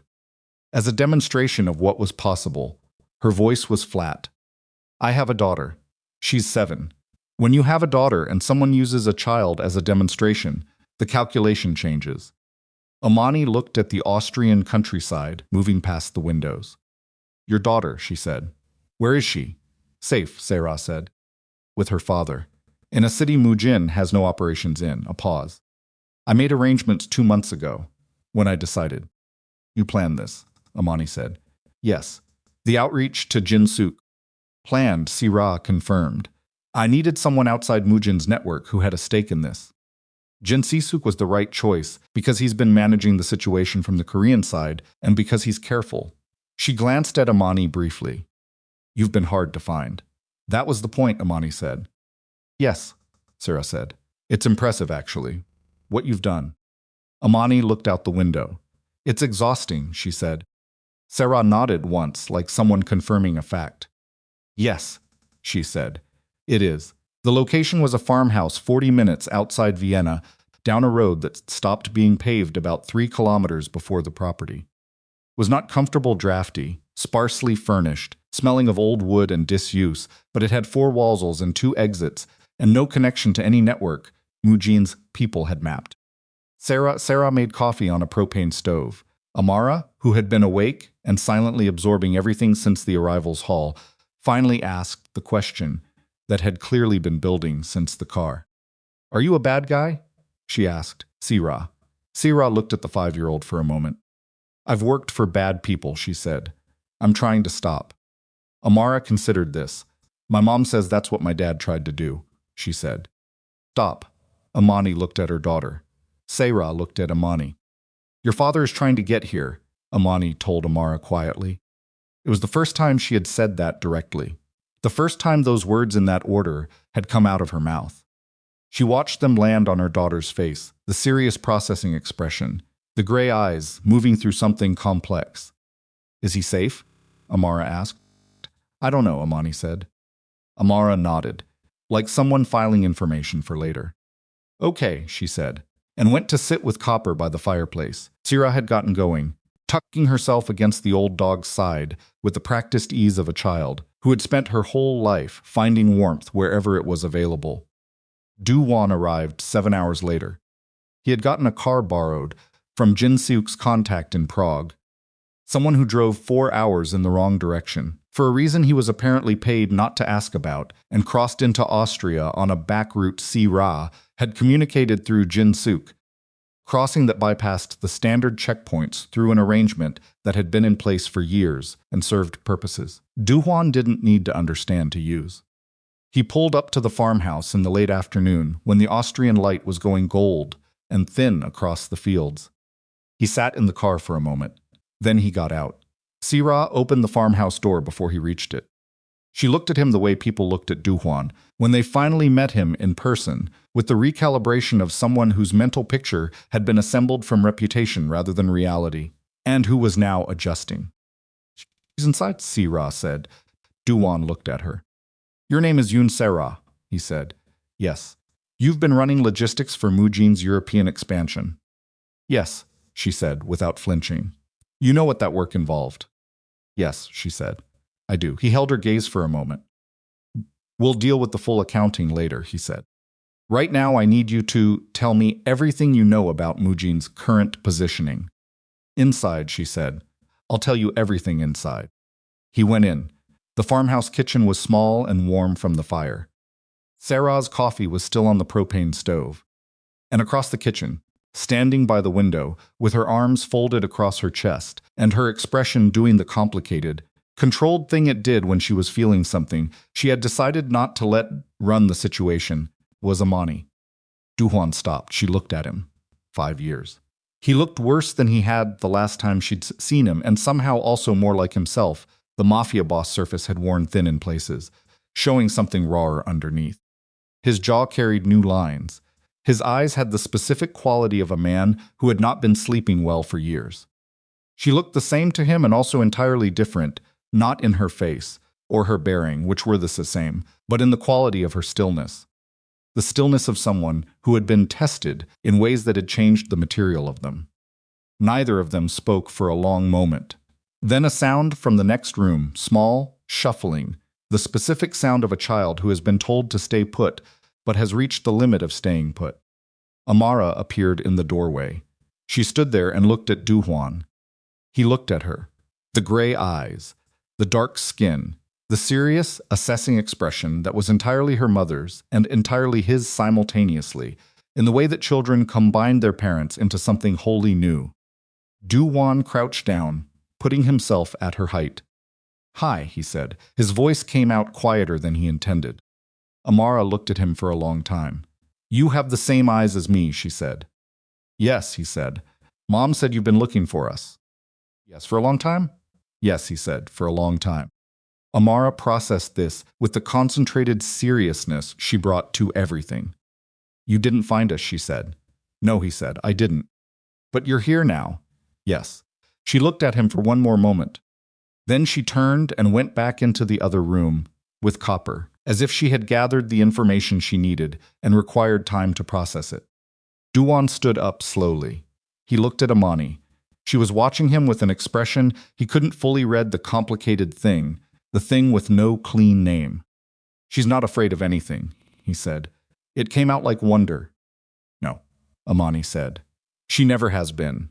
They stood in the kitchen with all 5 years of distance and silence, and running and searching between them, and neither of them tried to collapse it into anything simple, because they were both people who had earned the right to know that it wasn't simple. "We need to talk about Mujin," Do-hwan said.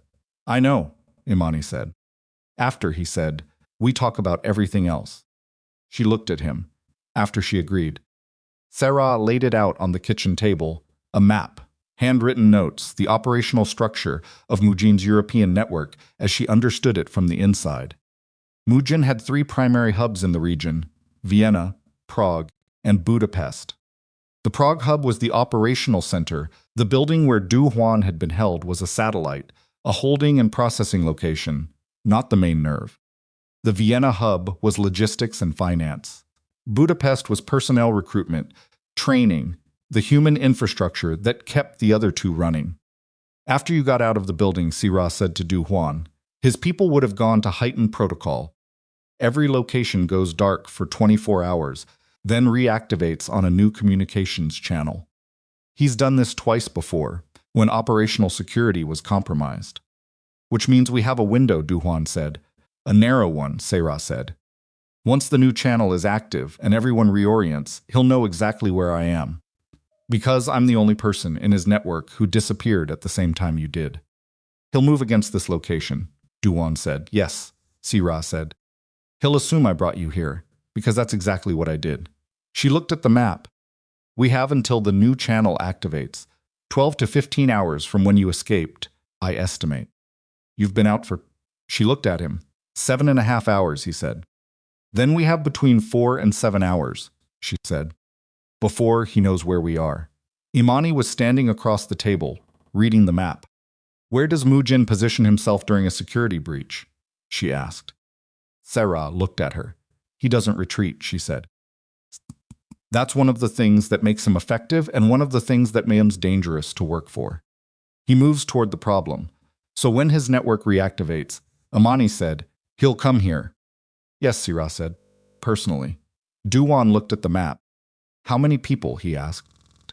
He'll bring a core team. 6, possibly 8. People he trusts absolutely. Sera paused. He doesn't trust many people absolutely. That cuts both ways. What kind of support can you give us? Do-hwan asked. From the inside. I can give you the communications codes for the new channel once it activates, she said. I can give you the identities of his 6 most trusted people and their known behavioral patterns. And there is one other thing. She paused. There's a young man in his organization. Choi Min-jae. He's been with Mu-jin for 18 months. He's capable and he's useful to Mu-jin, but he's not what Mu-jin thinks he is. Meaning what? Do-hwan asked. Meaning he joined because he had debt and no options, and Mu-jin provided both solutions simultaneously, Sera said. He does the work. He does it competently, but there are lines he won't cross. I've seen it. Twice. Things he was asked to do that involved civilians, where he found ways to be elsewhere, or where the task somehow failed to be completed. She looked at Do-hwan. He's not loyal to Mu-jin. He's serving a sentence. Can you reach him? I can try, she said, before the channel reactivates. Do it, Do-hwan said. Imani had been quiet through this exchange. She was still looking at the map, at the spread of Mu-jin's network across the region, at the lines connecting hub to hub. Jin-suk, she said. Where is he in all of this? Sol, Do-hwan said. Managing Park Haisu. Imani looked up at the name. You know about her, she said. Yes, he told you. Yes. Do-hwan's voice was flat and controlled. She's contained. She doesn't know she's contained yet. Jin-suk is managing the financial exposure before she realizes. Imani held his gaze. 4 years, she said. She was feeding information to Mu-jin for 4 years. Yes. Every time you got close to finding us. She reported it, Do-hwan said. Yes. He stopped. The control in his voice cost him something visible. I know. Imani looked at the map again. What's the plan? She asked. The plan, Do-hwan said, is that when Mu-jin comes here, we don't run. The room was quiet. We don't run, Imani repeated. No, he said. Running ends when he stops having something to chase. And he stops having something to chase when the chase stops being viable. He looked at the map. Sera gives us the communications codes. Min-jae, if she can reach him, gives us someone inside his core team. And when Mu-jin arrives, he arrives thinking he has the advantage, Imani said. Thinking you're contained, or running, and I'm the leverage. Yes, Do-hwan said instead. Instead, he arrives at a location where he's expected, Do-hwan said. And where the evidence Sera has been accumulating for 3 years about his operations gets transmitted to authorities the moment he steps through the door. Sera nodded. I've been building the file for 6 months, she said. Financial records, operational plans, communications. Enough to dismantle the European network permanently. She paused. I wasn't sure when or how to use it. I was waiting for the right moment. This is the right moment, Do-hwan said. Yes, she said. It is, Imani looked at Do-hwan. And us? She asked. Amara and me, what happens to us in this plan? You're not here when he arrives, Do-hwan said. You and Amara leave with Sira's car in 2 hours. Jin Suk has a clean location in Salzburg. Nobody has been there. No connection to any network on either side. You wait there. While we handle what needs to be handled, he said. Imani looked at him. You're the bait, she said. It was not a question. Yes, he said. She held his gaze. Do-hwan, she said. And something in the way she said his name, just his name. No title. No qualifier was the most direct thing she'd said to him in 5 years, maybe longer.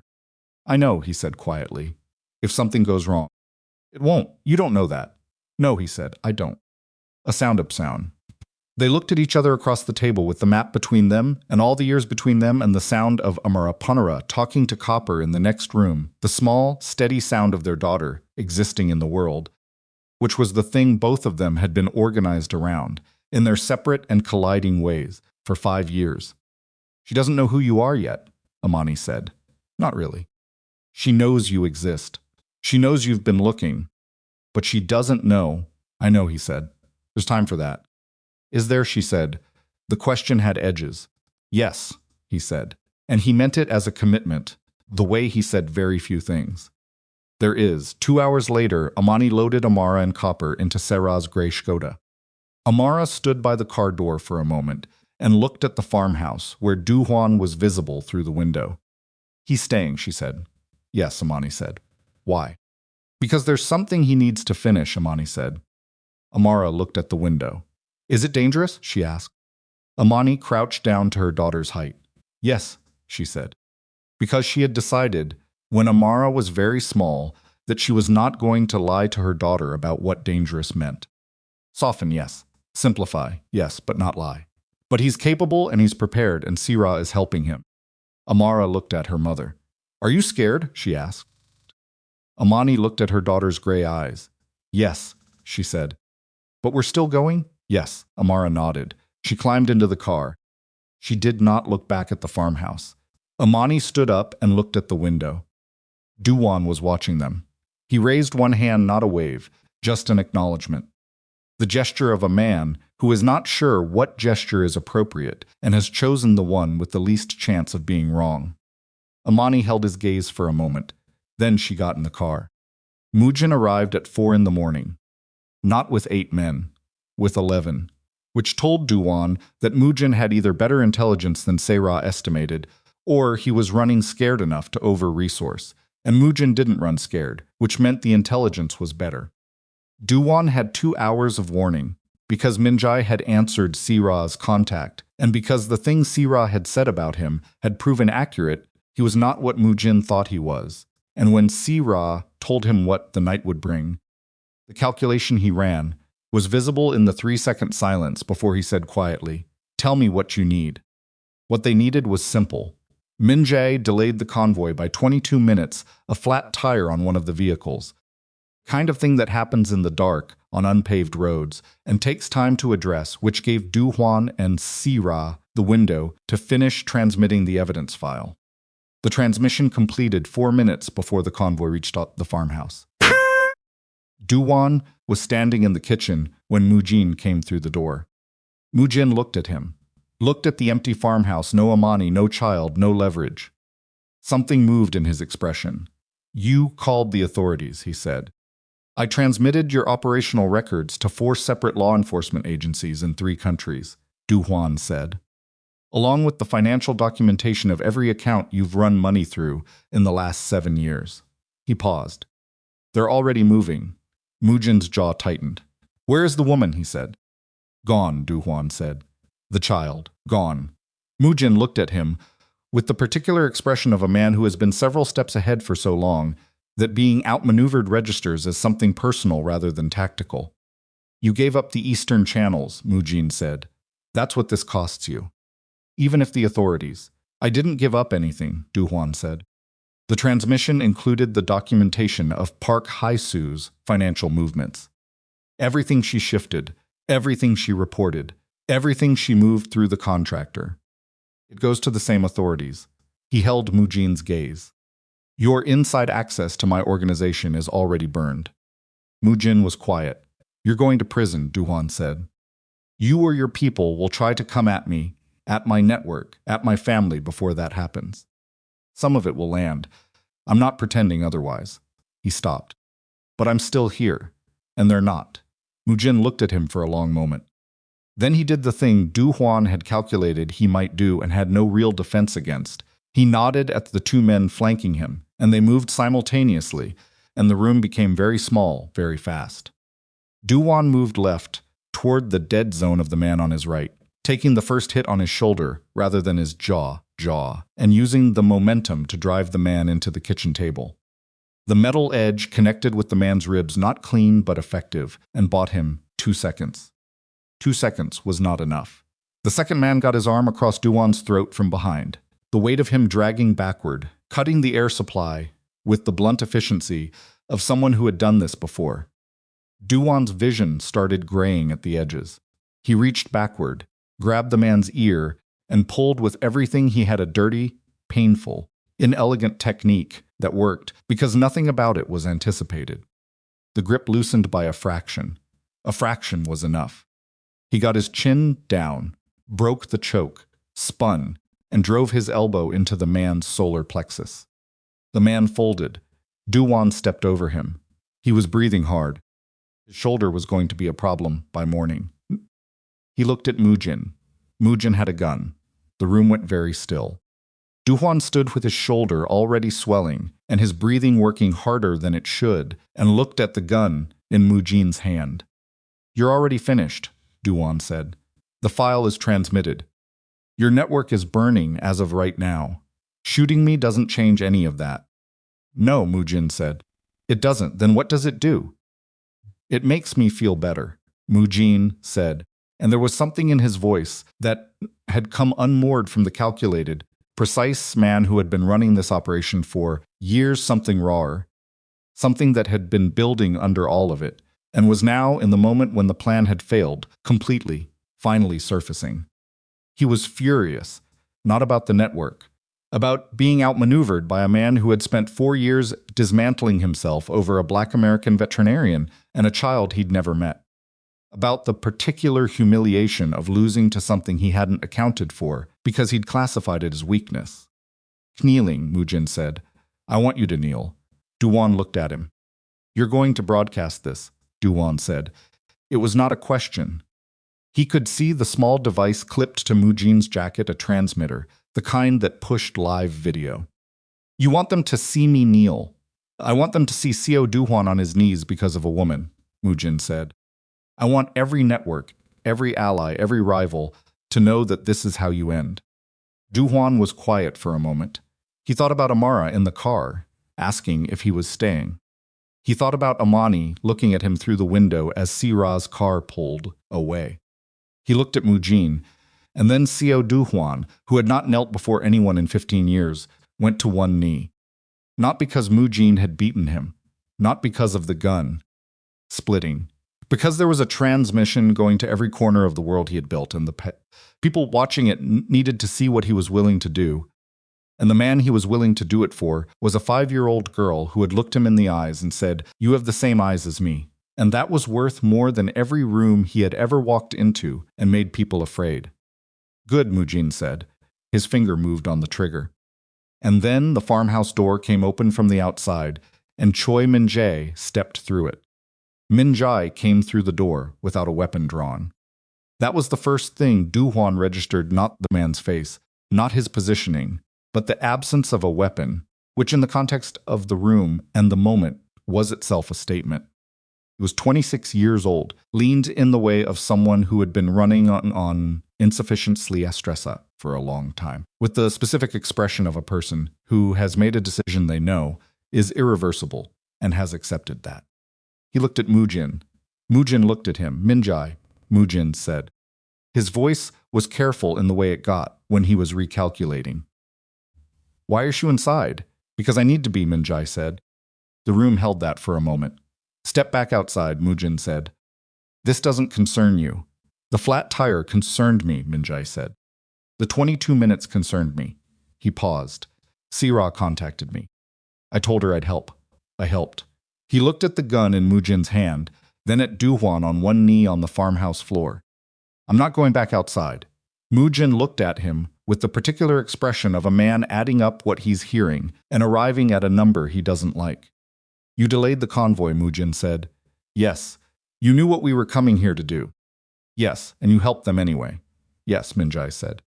He said it without defiance, without drama, just the flat, steady delivery of someone who has decided that the shortest path through this is honesty. I've done a lot of things for you I'm not going to be able to undo. The convoy is not going to be one of them. Mu-jin's jaw tightened. There's a child involved, Min-jae said. You were going to use a child. I told Sira months ago that I wouldn't. You told Sira, Mu-jin said. A beat of silence. Min-jae understood, from the quality of that silence, that the conversation had just shifted into territory where the outcome was no longer primarily about Do-hwan. Yes, he said. Mu-jin turned the gun toward him. Do-hwan moved. He came off the knee with the full momentum of a man who has been holding himself coiled for exactly this moment, not elegant, not precise, just fast and committed in the way that sometimes matters more than either of those things. He got his shoulder into Mu-jin's gun arm before the aim stabilized, drove upward, felt the gun discharge into the ceiling, the sound of it enormous in the closed space, plaster dust coming down and wrapped both hands around Mu-jin's wrist. Mu-jin's was stronger than he looked. That was always the thing about him, the spare, economical build, concealed something that had been built up over decades, and he twisted with a technique that told Do-hwan he had trained in something practical rather than formal. The kind of training you got from experience rather than instruction. Do-hwan's shoulder, already damaged from the earlier fight, sent a spike of white-hot pain up through his neck when Mu-jin wrenched against it. He didn't let go. Min-jae moved. He came in from the side and hit the back of Mu-jin's elbow to train strike, just someone using the leverage available, and the combination of angles was enough. The gun came free. It skittered across the stone floor and hit the base of the wall. Mu-jin drove his forehead into Do-hwan's nose. Do-hwan's vision went white for half a second. He tasted blood immediately, the hot copper of it filling his mouth, and his grip loosened by the fraction that Mu-jin needed. He twisted free, threw Do-hwan backward into the kitchen counter, reached for the gun. Min-jae got there first. He picked it up and stood with it in both hands and pointed it at Mu-jin, and the room went absolutely still. Min-jae was shaking.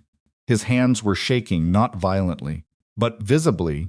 The tremor of someone for whom holding a gun pointed at a person's chest was not something that had become ordinary, which was itself information about who he actually was underneath the 18 months.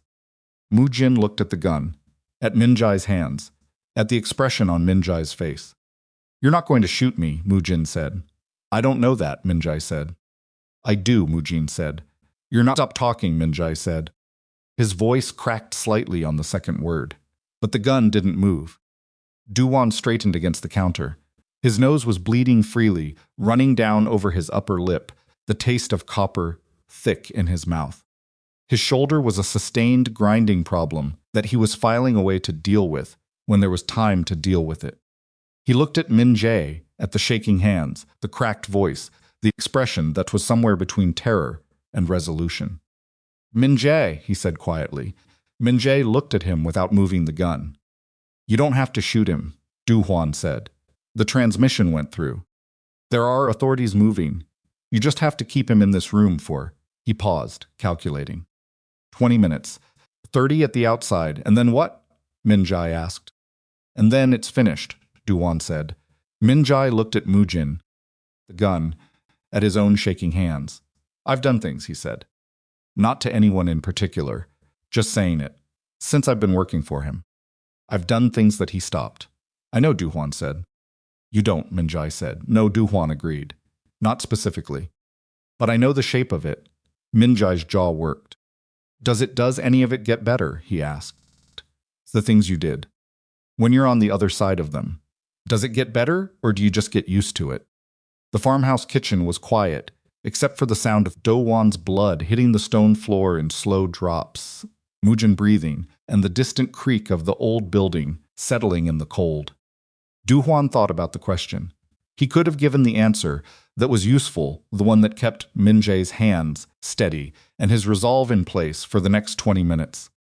He could have given the answer that was kind. He gave neither. Some of it gets better, he said. Some of it you carry for the rest of your life. The difference is whether you stopped when you understood what you were doing or whether you kept going. Min-jae looked at him.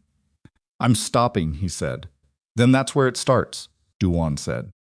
Mu-jin made a move, small, testing, the calculated probe of a man who has been watching for an opening and believes he has found one. Do-hwan saw it in the shift of his weight, the direction of his eyes. Don't, Do-hwan said, without looking at Mu-jin. Mu-jin went still. They held the room for 31 minutes. The authorities arrived before dawn. It did not go cleanly, nothing did. 3 of Mu-jin's 11 men ran when the vehicles appeared on the road, a calculated choice, because the road was the only approach, and running across open Austrian farmland in the dark was not a plan, it was a direction. 2 of the 3 were caught within the hour. The third made it to a service road 2 kilometers away and was found by a local police unit responding to a separate report, which was the particular dark comedy of operational planning colliding with the real world. Mu-jin did not run. He was escorted out of the farmhouse by Austrian federal agents with the kind of deliberate, contained dignity of a man who has decided that his bearing in the worst moment will be the last thing he controls. He did not speak. He did not look back at Do-hwan, who was standing in the farmhouse door with his nose taped by Sira, who turned out to have a practical knowledge of field first aid that she had acquired through necessity rather than training. Min-jae stood in the courtyard and answered questions for 2 hours. Do-hwan could see him through the farmhouse window. The shaking had stopped, replaced by the particular stillness of someone moving through something by discipline alone. He told them everything he knew, all of it. The particular quality of his cooperations was the kind that came from someone who had been waiting to put down a weight and was now putting it down with both hands. Sira sat at the kitchen table and gave a separate parallel accounting to a different set of people. A sound like green wood splitting, working through the evidence file she had compiled over 6 months with the systematic precision of someone who had been organizing it in their head long before it existed on paper. She was calm and direct and gave them everything. Do-hwan was interviewed separately. He answered what he answered and declined to answer what he declined to answer. And the agent conducting the interview had the expression of someone who understood that they were getting a partial accounting and had made a professional calculation that a partial accounting of Kwon Mu-jin's European network was significantly better than none. When it was over, Do-hwan walked out into the Austrian morning. The sun was coming up. The fields around the farmhouse were gray, green in the early light. Frost still on the grass, the air carrying the particular sharpness of late autumn before winter has fully committed. He stood in the courtyard and pressed the back of his hand against his nose Sira's tape was holding, but the whole side of his face ached in a way that would deepen over the next few days before it got better. He thought about Imani and Amara in Salzburg. He called Jin-suk. Jin-suk answered immediately. It's done, Do-hwan said. A long exhale on the other end of the line. Mu-jin? Jin-suk asked. Arrested. The evidence is in their hands. Sa's file was thorough. He paused. Min-jae cooperated fully. He'll need legal representation. Someone who can navigate the Austrian system and has some experience with mitigating cooperation agreements. I'll arrange it, Jin-suk said. And Park Hae-soo. A different quality of silence. She knows, Jin-suk said. The financial restriction triggered this morning, and she called me immediately. I told her the audit was routine. A pause. She didn't believe me. She left the building an hour ago. I have people watching her. Don't let her move assets, Do-hwan said. Whatever she has access to, lock it. Done, Jin-suk said. Do-hwan said. Not now. I was going to ask how you are, Jin-suk said. Do-hwan stood in the Austrian morning and breathed. I need you to do one more thing, he said. Call Salzburg. Let them know it's over. Let Imani know she can stop. Pause. She's going to want to hear it from you, Jin-suk said. I know, Do-hwan said. I'll call her. But call first so she doesn't get the news from a stranger. All right, Jin-suk said. He ended the call. Do-hwan stood in the courtyard a little longer. The frost on the grass was beginning to thin where the sun was reaching it, the specific, patient surrender of cold things to warmth. He was 40 years old. His nose was broken. His shoulder would need to be looked at by someone who knew what they were doing. He had knelt on a farmhouse floor in front of a man who wanted to humiliate him and had felt, while doing it, something that was not humiliation at all, but something older and more durable that he hadn't had a name for until now. He pulled out the phone and called Salzburg. Imani answered on the third ring. She had not been sleeping. He could hear that the particular quality of someone who has been waiting and trying to sound like they haven't been. Jin-suk called, she said. I know, he said it was over. Yes, Do-hwan said, silence. Are you hurt, she asked. Yes, he said. Nothing serious, your nose? She asked. He paused. How did you... Because you sound like someone with a broken nose, she said. I've treated enough trauma in patients to recognize it in breathing. A pause. You need to see a doctor. I will, he said. Another silence. The kind that held more than it appeared to on the surface. Amara was up most of the night, Imani said. She didn't say she was worried. She just didn't sleep. Do-hwan pressed his free hand flat against his leg. She's like you, he said. She's like both of us, Imani said. Which is probably going to be a problem. It was not quite a joke, but it was not a joke either, and he felt something in his chest shift at the sound of it. I'm coming to Salzburg, he said. A pause. I know, she said. We need to, I know, she said again. There's a lot. I know there's a lot, but come first and then we'll... She stopped. He heard her collect herself. Just come. Yes, he said. He arrived in Salzburg in the early afternoon. The clean location was an apartment of a bakery, in a residential neighborhood far from the tourist center, the kind of place that smelled like bread in the morning, and was quiet by 8 in the evening, where the other residents were the kind of people who went to work early and minded their own business. Sarah had driven him.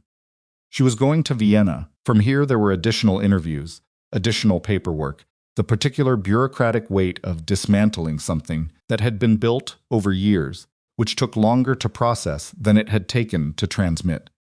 She pulled up in front of the building and put the car in park and turned to look at him. The file, she said. Everything I gave them.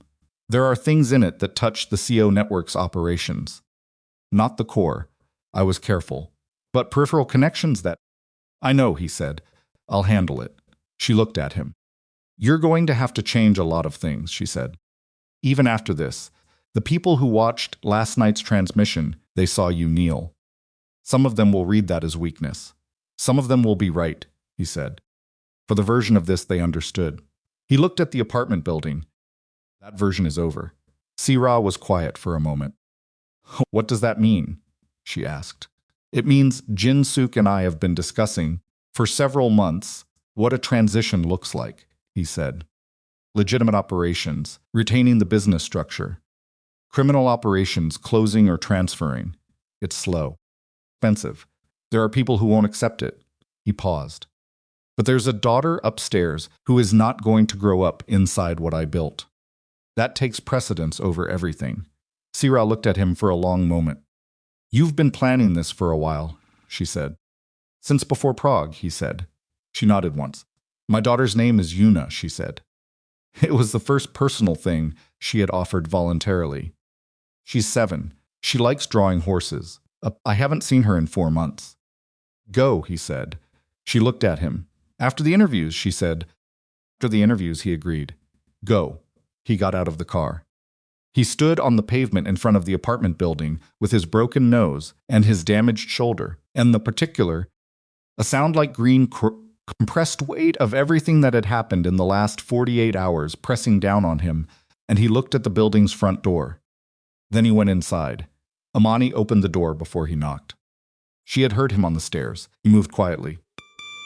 But the third step had a particular creak that she had identified within the first hour of being in the apartment, because identifying the sounds of spaces she occupied was something she had been doing for 5 years. She looked at his face.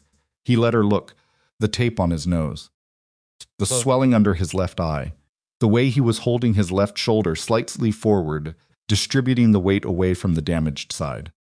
She read all of it in the practiced, automatic way of a veterinarian assessing a patient not coldly, but with the specific attentiveness of someone for whom physical damage has always been information rather than abstraction. "Come in," she said. He came in. The apartment was small and warm. Propane heater in the corner, the smell of coffee, Copper asleep on a folded blanket by the window, with his bad hip extended at the angle he slept best. Amara was at the kitchen table with a piece of paper and a red crayon, drawing something with the concentrated total absorption of a child engaged in serious work. She looked up when he came in. She looked at his face. "You got hurt," she said. "Yes," he said. She looked at him for a moment with those gray eyes. "Does it hurt a lot?" she asked. "Some," he said. She considered this. "Copper hurt his hip last month," she said. "Mom put warm cloths on it and it got better." She looked at her drawing, then back at him. "Maybe that would help." "Maybe," he said.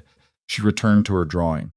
Do-hwan stood in the doorway of the kitchen and watched his daughter draw with a red crayon and felt something behind his ribs that was not grief and not relief and not love, exactly, but something that contained all three in proportions he couldn't have calculated, something that had no clean name, because it was the specific emotion of arriving somewhere you have been moving toward for 5 years and finding it real. Imani moved past him to the kitchen counter and poured a second cup of coffee and put it on the table. He sat down. She sat across from him. Amara drew for a while. Nobody spoke. The apartment was quiet except for Copper's slow breathing and the scratch of the crayon and the distant, ordinary sounds of the residential neighborhood, outside, someone's car, a door closing somewhere below, the city continuing the way cities do. "She talks to him," Imani said quietly, nodding at Copper. "When she's worried. She thinks I don't know." "What does she tell him?" he asked. "I've only heard pieces. That she hopes I'm not scared, even when I say I'm not. That she wishes we could stop moving." Imani looked at the coffee in her hands. "That she wonders what her father's voice sounds like." He was quiet. "She knew I existed before I knew she existed," he said. "Yes," Imani said. He pressed his palm flat against the table. When he stopped, started again. "There are things I need to say to you. Explanations and—" He stopped again. "But everything I start with sounds like I'm making a case for something, and I'm not." "I'm not making a case." Imani looked at him. "Then don't make a case," she said. "Just say it." He held her gaze. "I thought I was protecting you," he said. "The divorce. The relief you saw on my face, I know what it looked like. I know what you thought it meant. I thought if your name was no longer connected to mine, you'd be outside the reach of everything that came with my name." He stopped. "I was wrong. I didn't understand that the connection wasn't legal, that it was real and permanent, and that making it legal wouldn't change what it actually was." Imani looked at him for a long moment. "I know," she said. He looked at her. "Jin-suk told me," she said. "Eventually. Not everything, but enough." She looked at her coffee. "I understood the logic. I even understood later why you thought it was right. What I couldn't, what I still—" She stopped. "You didn't tell me.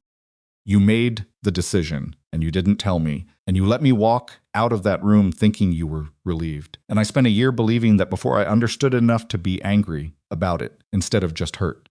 "I know," he said. "Do you?" she said, not harshly. Just seriously. "Do you understand that the thing I needed, before the divorce, and before the protection, and before any of the strategic thinking you did about what would keep me safe, the thing I needed was for you to talk to me. To tell me what you were afraid of and let me tell you what I was afraid of and make the decision together. Like people who were actually married to each other?" The apartment was very quiet. Amara had stopped drawing. She was looking at her paper with the focused attention of a child who is not quite listening and is absolutely listening. "Yes," Do-hwan said. "I understand that. You can't do it again," Imani said. "Whatever comes next, whatever we figure out, whatever this looks like, you can't make decisions about my safety without telling me. I am a grown woman who has been keeping herself and our daughter alive for 5 years across 4 countries. I am not someone who needs to be protected from information." "No," he said, "you're not." Amara set her crayon down. She picked up the drawing and brought it around the table and held it out to Do-hwan. He looked at it. It was a dog. Orange-brown crayon with a cheerful upward tail and large ears that were slightly uneven and 4 legs of different lengths. Beside the dog was a woman with a long skirt, and beside the woman was a man smaller than the woman, the way children scale figures by importance rather than size with gray circles for eyes. He looked at the drawing for a moment. "That's us," Amara said. "And Copper." "Yes," he said. "I can see that. You can keep it if you want," she said. "I have a lot of drawings." He took the drawing with both hands. "Thank you," he said. Amara looked at him with her head slightly tilted, the expression of a child working up to something. "What do I call you?" she asked. The question sat in the room. He looked at her. "Whatever you're comfortable with," he said. "Mom calls you Do-hwan," she said. "Yes. Could I call you that?" He glanced at Imani. She was watching him with the particular careful expression of a woman who had thought about this moment many times and had deliberately not decided what it should look like because it was not her moment to decide. "Yes," he said. "You can call me that." Amara nodded. Decision filed. She went back to her seat and picked up the red crayon and started a new drawing.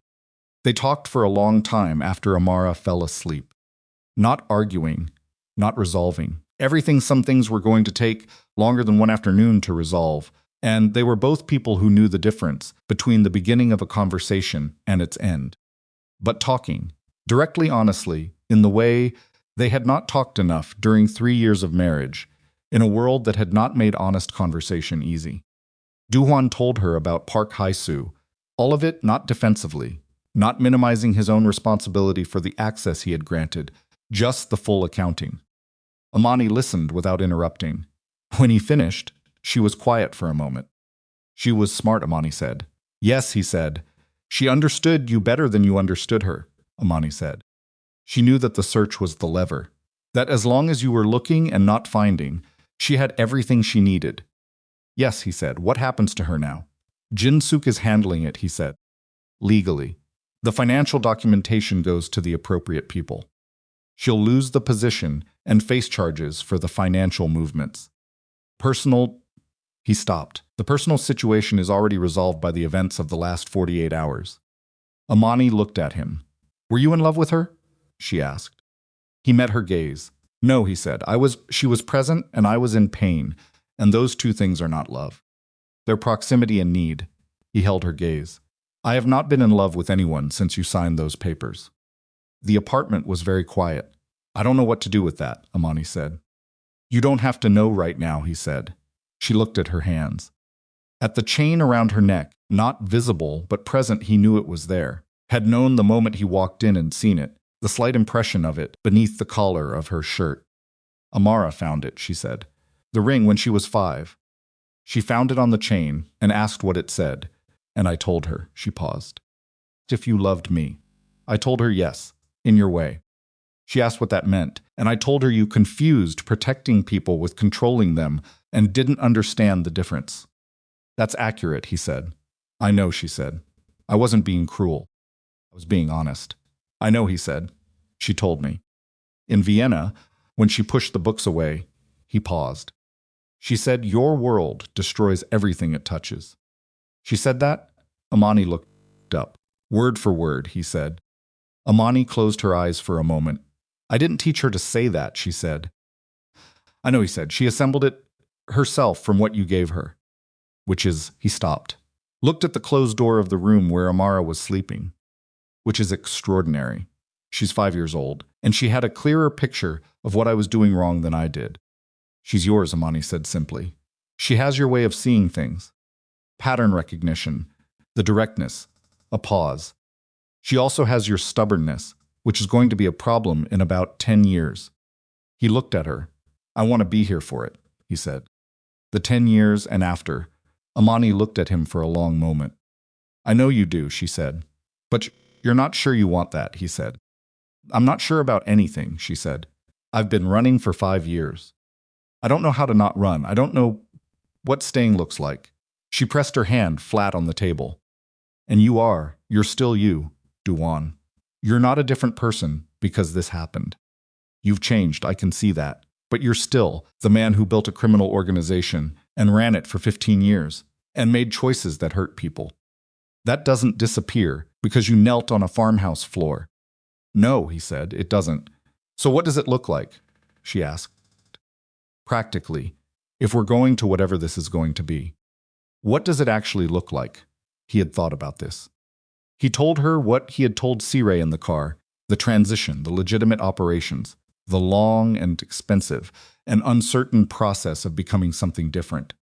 He told her it wasn't going to be clean, and it wasn't going to be fast, and there were people who weren't going to accept it, and the fallout was going to land on him, and possibly on the people around him. How long? She asked. Years, he said, realistically. And during those years, I want Amara safe, he said. Completely separate from anything that remains of the old structure. I want her to grow up outside of it. He paused. And I want to know her. I'm not going to appear and demand a role in her life, as if the 5 years didn't happen. But I want to know her. I want to be someone she can call if she wants. Someone she can ask questions. I want to be honest with her about what I was and what I'm trying to become. Imani looked at him. She'll ask hard questions, she said. Yes, he said. She will. She won't accept soft answers. I know, he said. She's your daughter. Imani was quiet for a moment. And yours, she said. He looked at her. Yes, he said. And mine. They sat with that for a while, the two of them, on opposite sides of a small table in a warm apartment in Salzburg, while their daughter slept in the next room and an old dog breathed slowly by the window, and the city outside continued its ordinary, unhurried life. Nothing was resolved. Nothing was simple. The years ahead were going to be complicated in ways neither of them could fully predict, and the damage that had been done to both of them, by the world they had each been shaped by, was not the kind that healed cleanly. It healed the way real damage heals, slowly, imperfectly, leaving marks. But they were in the same room, and neither of them was running. In the weeks that followed, the Mujin network unraveled the way large structures unravel when the keystone is removed not all at once, but in a cascading series of failures that each triggered the next. The evidence Sirah had provided was thorough enough that the process was largely self-sustaining. Investigators pulled one thread and found 3 more, and the 3 led to 6, and so on, until the full architecture of what Mujin had built across Central Europe was exposed and dismantled piece by piece. Mujin himself went into custody in Austria and stayed there. He did not cooperate. He had the particular pride of a man who believed that the manner of his defeat mattered more than mitigating its consequences, and he endured the process with a rigid, deliberate dignity that earned him nothing in legal terms, but was, perhaps, the only control he had left. Park Hae-soo's financial movements were documented, filed and referred to prosecutors in Seoul. She had been careful for years, but careful was not the same as clean, and Jin Suk had been thorough. She retained a lawyer and said very little publicly. The personal dimension of the situation, the 3 years, the proximity, the access she had leveraged, was never discussed openly by either party, which was its own kind of answer. Min Jae appeared before Austrian authorities for 67 hours of interviews across 4 sessions. He told them everything he knew. His legal representation, arranged through Jin Suk's contact, negotiated a cooperation agreement that acknowledged his extensive assistance and the circumstances under which he had joined Mujin's organization. He was not free of consequences, but the consequences were survivable, which was more than he had expected when he stepped through the farmhouse door. Sirah completed her interviews and drove to the city where her daughter lived and knocked on the door of the apartment where her ex-husband had been raising Yuna for 4 months.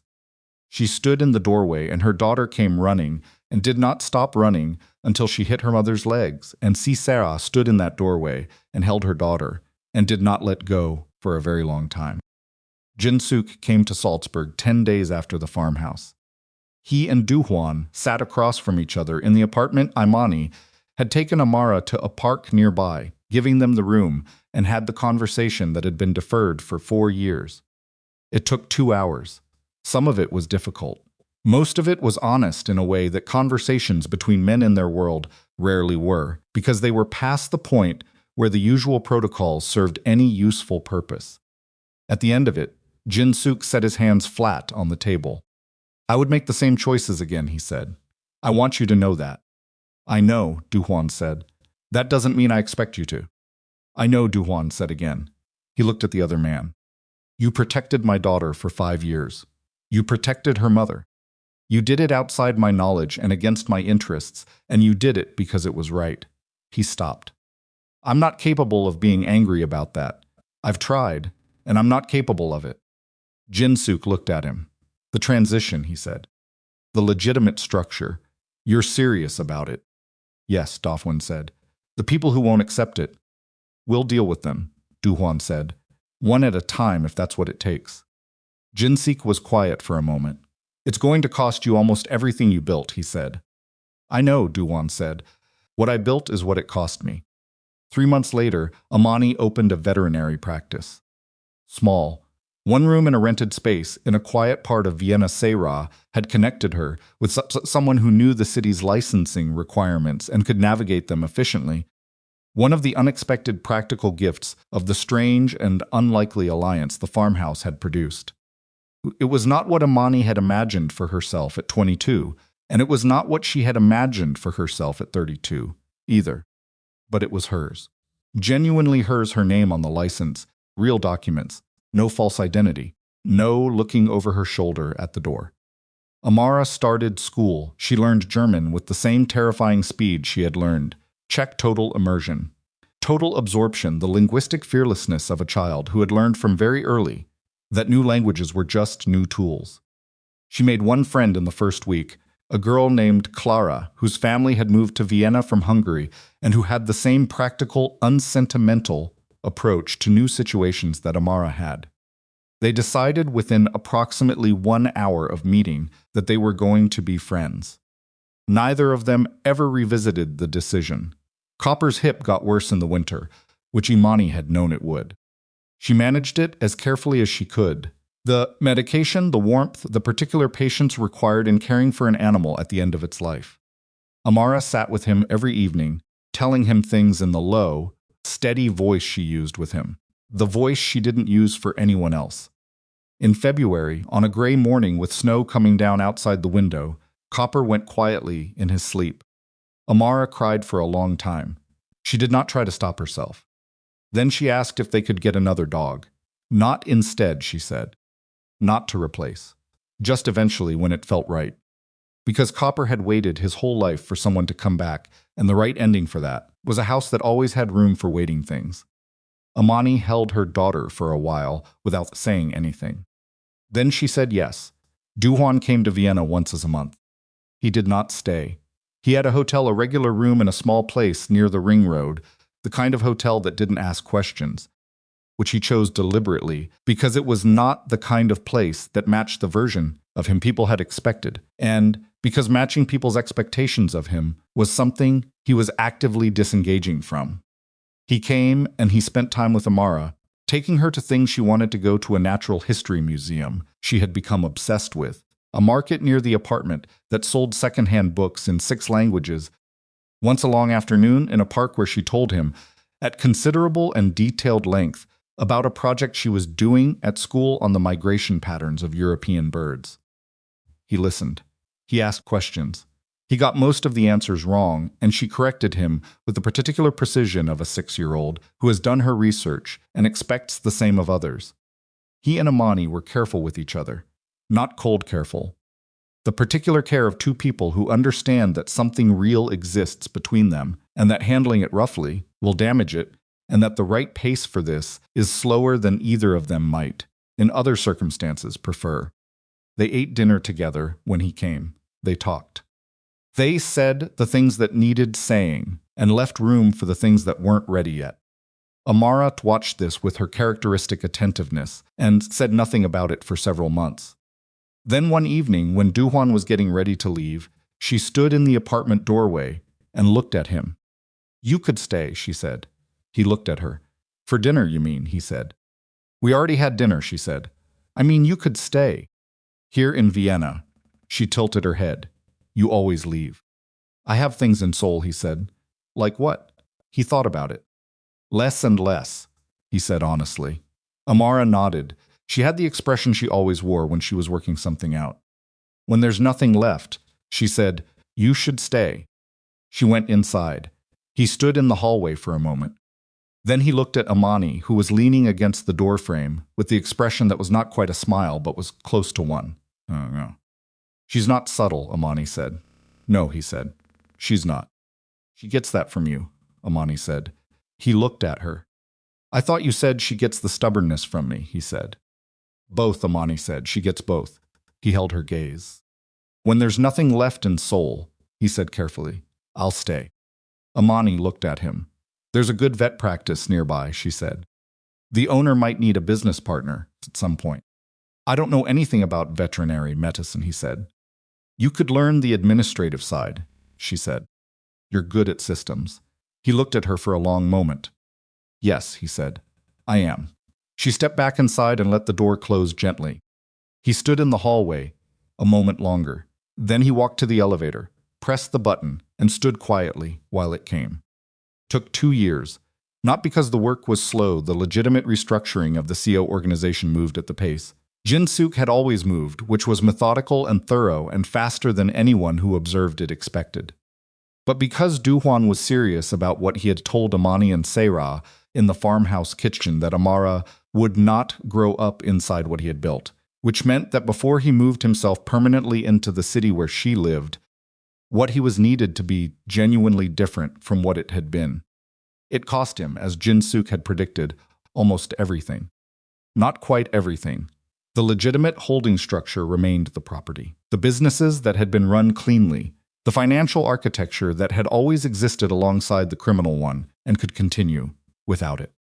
A smaller thing, a quieter thing, the kind of thing that didn't require people to be afraid of him, which was an adjustment he found more difficult and more necessary than he had anticipated.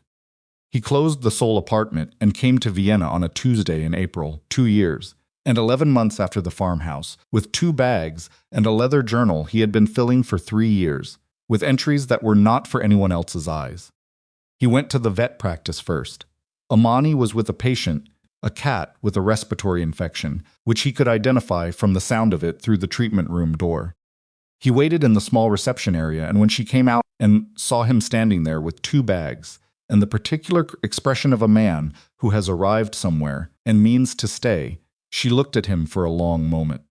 The Seoul apartment? She asked. Closed, he said. She looked at the 2 bags. You brought 2 bags for a permanent move, she said. I don't need much, he said. She looked at him. You could have called, she said. I would have cleaned the spare room. I didn't want to give you time to change your mind, he said. Something that was genuinely a smile crossed her face, then real and unguarded, in the way her expressions rarely were when he was in the room, a momentary drop of the careful management. The spare room's a mess, she said. I can clean it, he said. She looked at him for another moment. Then she went to the door of the treatment room. Amara, she called, come out here for a minute. A small pause. Then Amara appeared. She had been helping with the cat, which was a habit she had developed gradually over the past year, spending time in the practice after school with the same absorbed attention she brought to the Natural History Museum. She looked at Do-hwan, at the bags, at the absence of the expression that usually meant he was about to leave. You're staying, she said. Yes, he said. Amara looked at him for a long moment. Then she went to the cabinet by the reception desk and got a key from the small hook inside the door and brought it to him and put it in his hand. We had one made, she said, a few months ago, in case. He looked at the key. Your mother, he said, or you? Amara looked at him with her gray eyes. Both, she said. He closed his hand around the key. Years later, many years, enough that Amara's gray eyes had the particular quality of someone who had grown into their own history and made a deliberate peace with it, she found the leather journal. It was in a box of Do-hwan's things she was sorting through in the house outside Vienna, the house that had gradually accumulated the particular comfortable disorder of a place where people had actually lived. He was not gone, he was alive, older now, slower, in the way that men in their 60s become slower, with the specific careful physicality of someone managing the accumulated damage of a life that had asked a great deal of the body that lived it. But he had asked her to go through the older boxes, the ones from Seoul, the things that had come in those 2 bags and been stored without being unpacked, because there had always been something more immediate. She opened the journal. page after page in his handwriting. Dates, cities, names, dead ends, Seoul, November, Tokyo. January, Vancouver, the contact was wrong, 2 weeks wasted. Chicago, a clinic near the university, closed 6 months ago. Paris, nothing.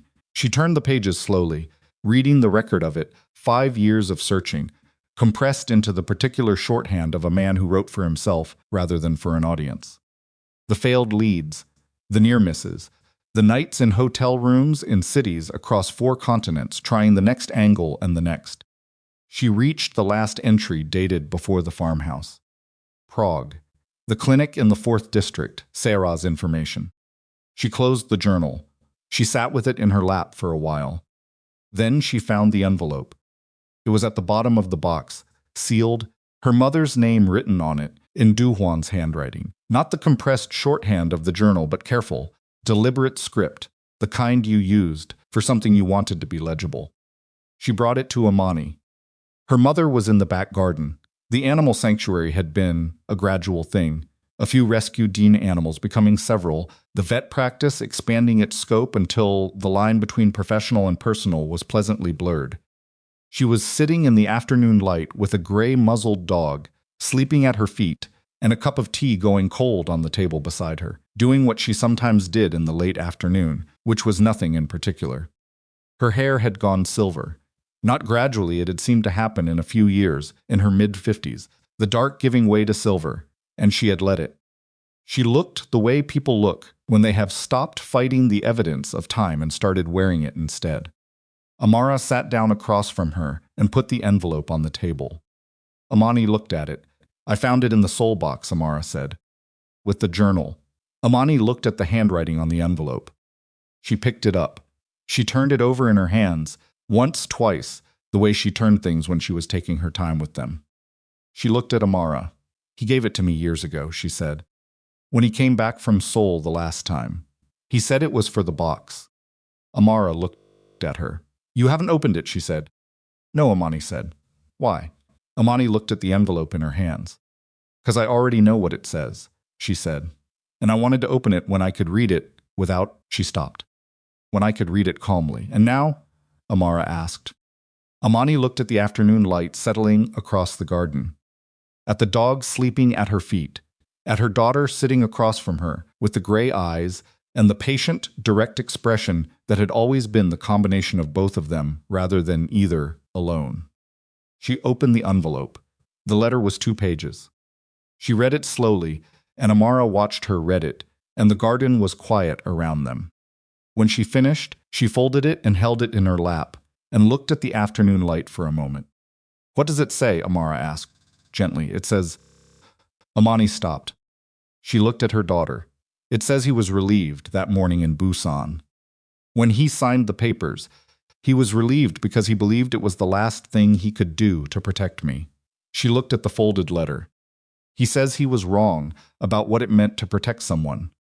That he had confused protection with removal, with putting distance between the people he loved and the threat instead of standing between them." Amara was quiet. "He says that the 5 years of looking for us were the first 5 years of his life when he understood what he was actually afraid of," Imani continued. "Not rivals, not consequences, not losing power, losing people." She looked at the letter. "He says he spent 15 years building something that was supposed to make him untouchable, and it worked. And being untouchable was the loneliest thing he had ever experienced." She folded the letter again. "He says he knew she existed before he knew her name," she said softly. "Amara. He says by the time he understood she was real, she was already the most important thing in any world he had ever occupied. And he had never even seen her face."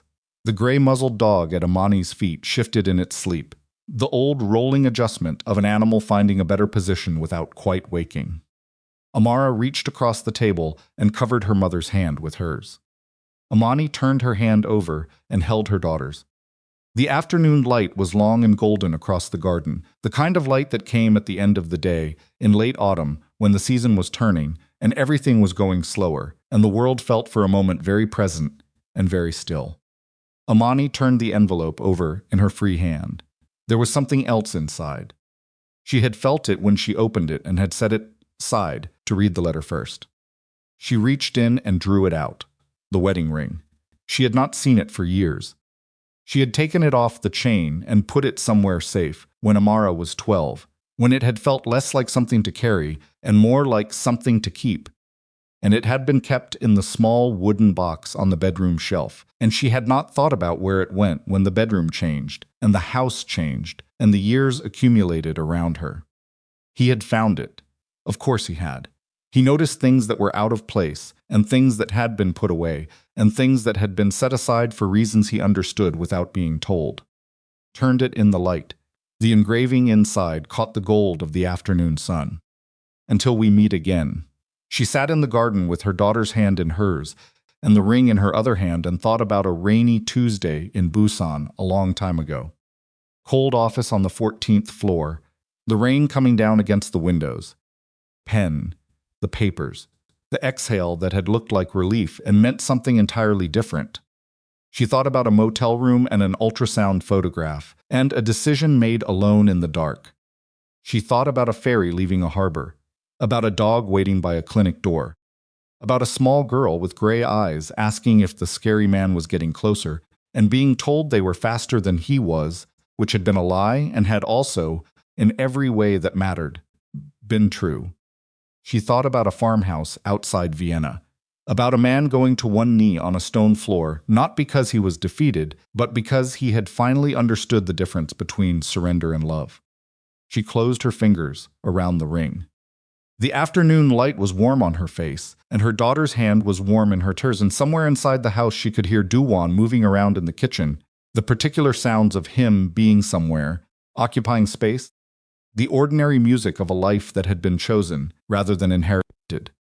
Not a perfect life, not a smooth one. The damage was real, and the marks were real, and the years of running had left their residue, in the way all hard things leave their residue, in the way you checked the exits of rooms you entered, in the occasional night when old fear surfaced without warning, in the particular quality of her daughter's watchfulness that no childhood entirely unburdened would have produced. But Amara was here, strong and clear-eyed, and building a life of her own choosing on ground that had been cleared for her at considerable cost. And Imani was here, still, finally still. She pressed the ring against her chest. Until we meet again. She had spent a long time not knowing which meeting that referred to the one she was running from or the one she was moving toward, the ending or the beginning, the rainy morning in Busan or every morning that had followed it. She knew now. It was this one. All of them. Everyone. The garden was quiet around her. The light was going slowly the way good light goes, giving itself to the evening without rushing, leaving the warmth in the air a little longer than you expected. Imani Caldwell opened her hand, looked at the ring one more time, and then she put it on.